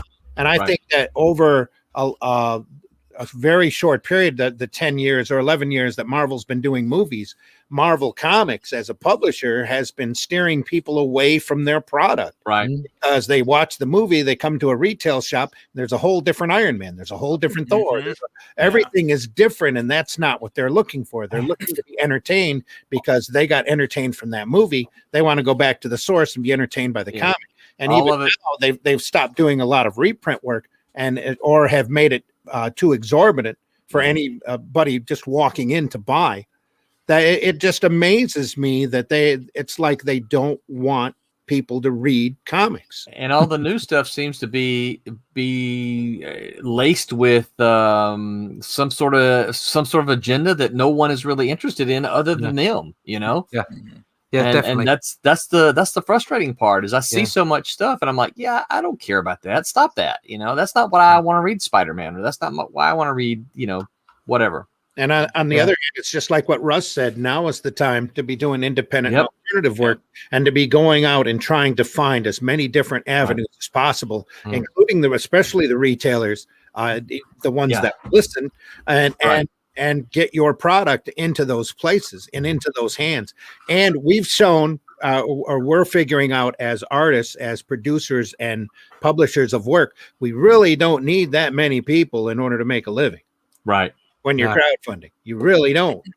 No, but you don't. You want as many people reading your work as possible. Right. So it's important to get out there and find ways of getting out under other people's noses in order to grow this market. And there's never been a better time for this market to grow. The first time I listened to you, Roland, you came up with a story where you talked about the same response you would get walking into a Marvel or a Malibu project and about it and saying whether it would be actually get a green light. And the Malibu response was, well, will it make money? Right. And the Marvel response is how much money will it make? That's right. And that's stuck with me as I've reiterated that, and wherever I can remember your name, because my recollection of names is bloody awful, but I have reiterated that story to people and told them about that experience of yours, because it's so important. It actually encapsulates what's been going on. Yeah. Because big business, Marvel and DC were always big business, except their business was comics. Right. And keep now in their mind business now, isn't comics. no, So- their business isn't coming. And keep in mind now, this comes from someone who, listen, I was a Marvel zombie as a kid. You got to start. You talk about New Gods, and I'm like, yeah, I didn't read any of that stuff as a kid, right? I was mean, a Marvel. Me too. Yeah. Oh, and so when Marvel bought Malibu, I was excited. Number one, I was excited. Okay, good. Malibu gets to live because we were, kind of, I was like, cool, we get to live. And now Spider-Man came on my paycheck. I was super, super excited. But it was one of those things that I got into the belly of the beast, and I'm like, okay, well, this is not really what I thought it was going to be. Now, don't get me wrong. I'm so appreciative of the time that I had there, and I got to work with a lot of amazing people. But it was one of those things. It's like, okay, well, this is kind of a wake up call for me that this was my childhood dream, and now I'm working at Marvel. Okay. Yeah. Well, it's certainly something I've come to appreciate and realize. And I'm a realist. Like, if Marvel were to knock on my door, of course I would draw for them. Yeah, of course. I would. Of course you would. I'd get the opportunity to draw something that I've loved since a child. Yeah. The fact that I personally feel that those things aren't there anymore, not in the way that I love them, and the company isn't there anymore in the way that I love them, still wouldn't stop me from taking the check with the Spider-Man on the top. Do you know what I mean? Right. I do. Of course you want to do that. And the time that I had with Draw the Marvel Way, where I got the opportunity to draw via the editorial team at Marvel licensed characters was a real deal. It was like, wow, I was actually doing this. Yeah. But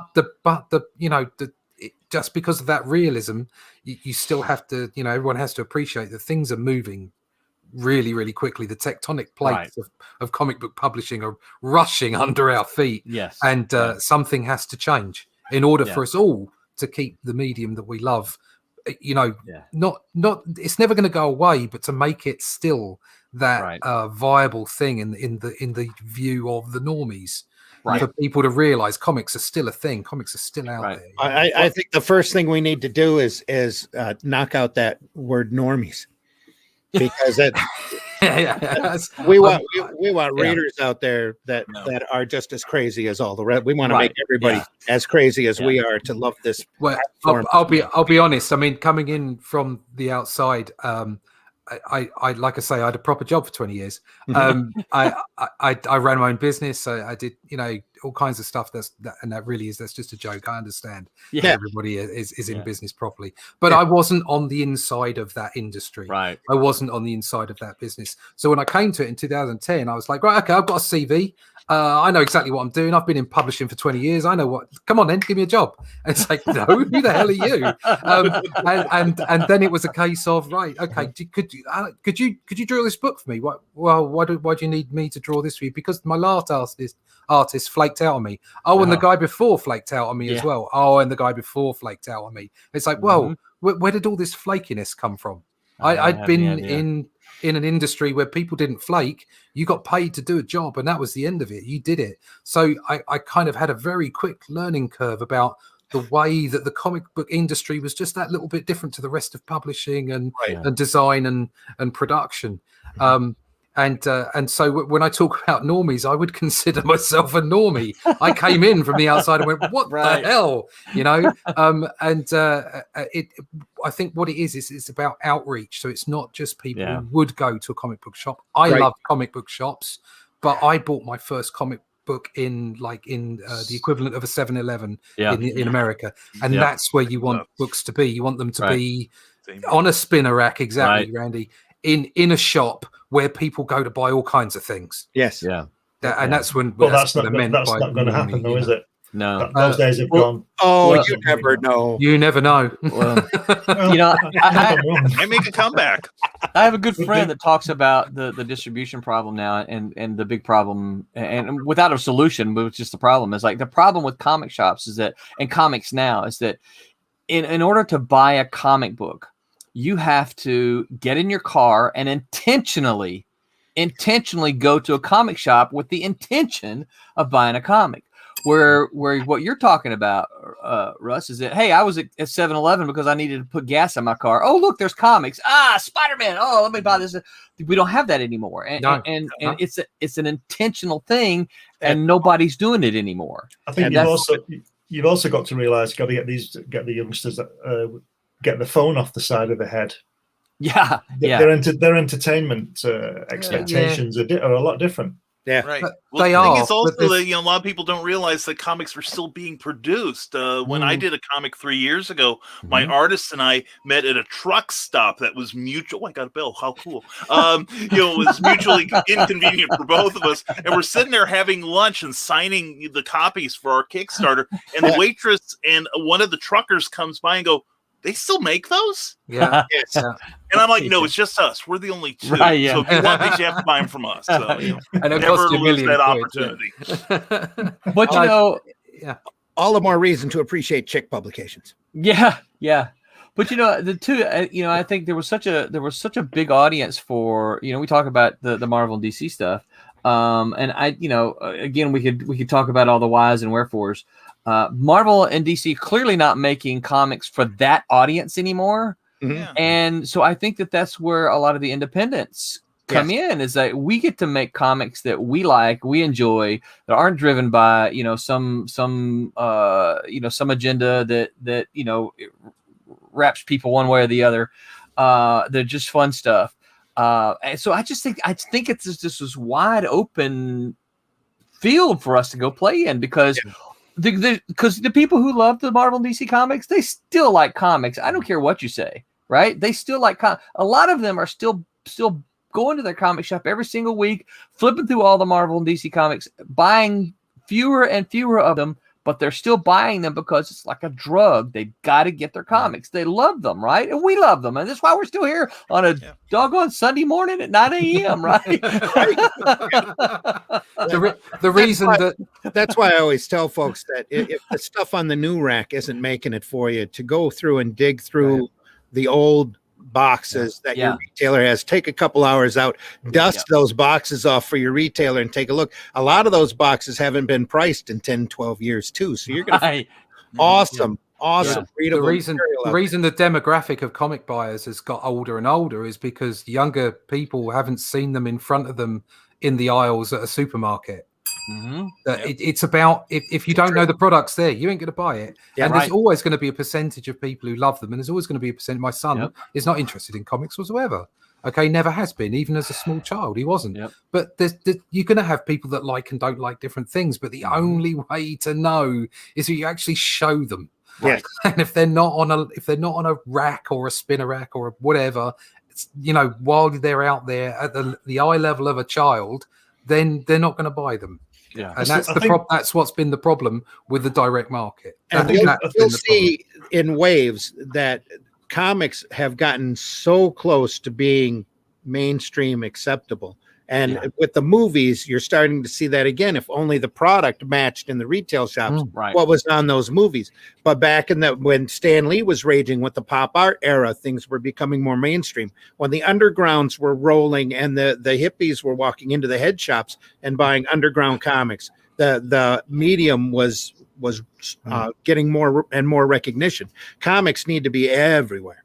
Yeah. If Marvel and DC were really, really keen on comics rather than just their IPs, they would have put spinner rack in every cinema that 10, 12 years ago. When Blade came out. It's the obvious thing to do. And they didn't do it. It would have been easy. They didn't do it. So they're obviously not that bothered about selling them. Or they were over complacent. It's always a possibility. I think that technology's got some to blame for this as well, because you can get, like I always imagine, I've always read lots of books and things like that and continue to do so, because I think reading's one of the greatest things we have.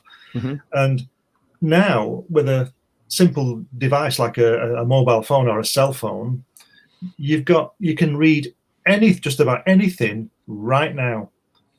So nobody reads anything. Because they can do it tomorrow. So what I'm saying about the technology is that with the comics, you put them in front of people to see, but they're not interested. The young people aren't interested because they can find it tomorrow on their mobile phone. I think as a percentage, you're right, There, a lot aren't.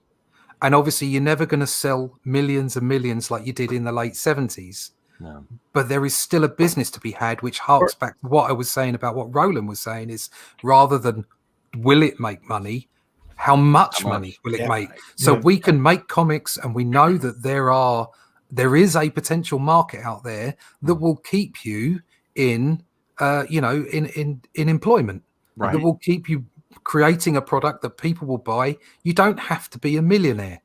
And you know what I mean? And that's the difference. It's about scale, but it's still available to us. The people that are passionate about making these things, there is still a potential audience out there, even with phones and new tech and what have you. It's just it's tiny compared to what it used to be 30 years ago. You don't have to have Todd McFarlane Spawn numbers. Exactly, but you also don't have to pay your artists $600 a page. Right. We can do it. We can do it for a smaller budget because of a smaller audience, but still all of us, manage to make a living out of it. Yep.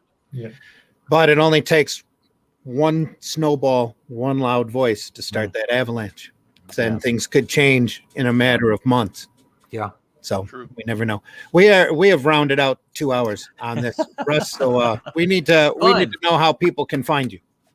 Oh, you're talking to me? Oh, right. Okay. Yeah. Like I said, when I'm not shouting at parked cars, you will find me on YouTube as Comic Book Black Belt. You can find out about my art process and the way my books come together there. You can find me at comicbookblackbelt.com. You can find me at russleach.com. They're the same place, just a different way to get there. You can find out more about my book, Only Death Can Save Us, at onlydeathcansavus.com. It is still available in demand. If you want to snag yourself a copy and give it a good sniff, because it's got a lovely print smell to it.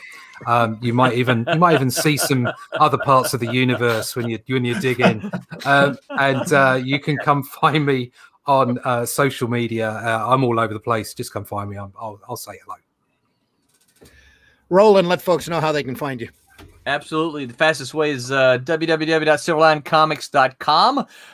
You can find me, Roland Man, some combination of either Roland Man Roland on all the appropriate social medias. Got a Kickstarter going right now. We have 2 weeks, 14 days left to go. We are over the halfway mark. We got about $1,000 left to go. Look up Twilight Grim or Friar Rush on Kickstarter and back it if you can. If you can't back it, share it out. Absolutely. And that's man with 2 N's. Yes. Yes. And it's Glenn with 2 N's. Glenn. It is, yeah. You can get my books on Amazon. You can get Comics Unlimited on Amazon. You can get me on Facebook or at Comics Unlimited Magazine at gmail.com. But if you go on Amazon, you put my name in and don't forget 2 N's and 1 M. You'll find it all there. It's all there, all waiting for you. There we go. Brian K. Morris, how can folks find you? Thank you, Randy. Start at risingtide.pub. I'm the only person using the .pub extension that isn't running a restaurant. And also, I'm on Facebook. I'm on YouTube. I have a channel there. I'm also on Amazon. And I got to put in a quick plug. I am in a book about Batman that just was released this week on Amazon with the real easy title to remember, Biff Bam Eow, with 3 E's. Remember, it's spelled properly. But I'm in there with Jim Beard, Bobby Nash, Paul Kupperberg, Peter David, Bob Greenberger, Ed Cato, Michael Jan Friedman, and a whole bunch of other authors. My piece it's an examination of the Batman 66 second season. I'm writing about Vincent Price's Egghead segments. There you go. I'm proud of that. Thank you, Randy, for having me. Oh, thanks for being on, Brian. Thanks everybody that was on. Special thanks to Rob Davis. We'll have him on again soon. Hopefully, Roland, you're always welcome to come on. Glenn and Russ, you're always welcome. Same with you, Brian. Just let us know. Any Sunday funnies you want to join in, just send me a link. You bet. On Facebook, and it'll be right there as soon as I see your post. So thank you. We want to thank everybody in the chat. We didn't get to everybody in the chat today, and I apologize for that. We were all long-winded. That happens a lot on this show. Where you start talking about what we love, we can go off and talk for hours, and we can still keep talking for another couple hours at this rate. But it is time for us to go. We want to thank everybody at Indie Volt Radio for listening in. We want to thank folks on the YouTube and Facebook that are watching us now. We want to tell you that we appreciate you deeply, and we are here every Sunday morning at 9 a.m. for the Sunday Funnies program. That's 9 a.m. Eastern time, so you might want to adjust your clock around the world. We are also back here on Indie Volt on Tuesday nights for the Live Wire program. Not at 9 p.m. where Varian, Grant, and myself talk about comics and stuff with usually somebody who's running a campaign and wants to talk. And then Monday nights at 9 p.m. also Eric Hodson comes on and does a show called It Came From Webtoons, where he's talking about digital comics. Wednesday nights, the Indie Princess and invited guests talk about media and comics from a female perspective on Geekgasm at 9 p.m. on Wednesday nights. Then Thursday morning again, and we have a lot of programming. Thursday morning again, Varian and I talk about comics and comics news on the Breakfast Buzz. That's Thursday morning at 9 a.m. Then we're back again here on Sunday. So Sunday mornings for the Sunday Funnies. We deeply appreciate you all. I've been your host, Randy Zimmerman, and I'm available on Facebook. And the fun part, we just closed out yesterday at 2 years of doing Indie Volt podcasts. It started from just it looks like a darkened closet that Varian and I were talking to each other in, that grew out into this and multiple shows and all of this craziness. And we can't tell you how much we deeply appreciate all of you listeners. It's been 2 incredible years. We don't see any way to stop it now, because all of this stuff, when you start talking about your passion, it gets so addictive. And you just want to keep talking and talking. Brian is the same way. He's got an entire network he's building up as well, with some great content, with a wide variety of stuff. It's just so much fun. And please, if you've enjoyed this podcast, tell other folks, and let's grow this thing together. Brian has Rising Tide Publications, and that's so true. Rising Tide raises everybody up. Exactly. And we deeply appreciate you. You can find me on Facebook, where my friends list has doubled over the last 2 years from artists from all over the world. So I know that Indie Volt has a worldwide reach, that we're reaching tens of thousands of people every time we talk. And we deeply appreciate you out there in Radio Land. You can find me on Twitter under Randy Zim. You can find the Arrow Comics 4.0 page over on Facebook, where we're talking about Arrow Comics. We're coming back. We're going to start doing direct market books here towards the end of the year. And we're really looking forward to doing that on a regular basis. We have a campaign that I am turning into Indiegogo today. I swear I am today, where we're going to be offering Indie Volt Revolt, where a group of contributors, Glenn Fleming and Russ among them, have contributed stories for an incredibly large anthology book, black and white book, that we're really proud of. We're going to be selling physical copies for $20 bucks. Plus a PDF for people outside of North America, just to save them on shipping. And that'll be up on Indiegogo very shortly. I swear I'm turning it in today. I'm just touching up the final video on it now and trying to catch all of my spelling errors in the campaign. And then it'll be good to go. So other than that, Arrow 4.0 on Facebook, Arrow Comics 4.0 on Facebook, Arrow Comics 4.0 on YouTube, where we're going to be posting videos about the products that we're doing, and as well as keeping up with an occasional comic commentary and cartooning instructional from me whenever I can put one up. So and again, we want to thank Varian Grant and Rob Davis for popping in long enough to be part of the conversation. We deeply appreciate you. And again, we appreciate our viewers, and we're going to go out the same way we came in. Any last words from anybody? No. Keep safe. Read more comics. Read comics. We're going out the same way we came in, folks, and we wish you only the best. Have a great rest of your weekend. Hope you wake up at daylight savings time. Bye, all. And stay healthy. Take care.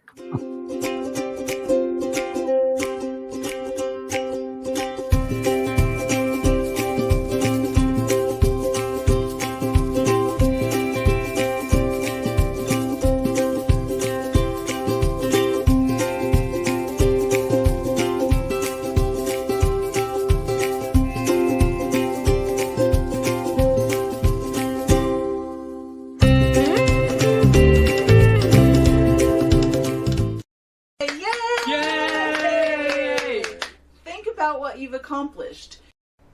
Don't mess with the bull, young man. You'll get the horn.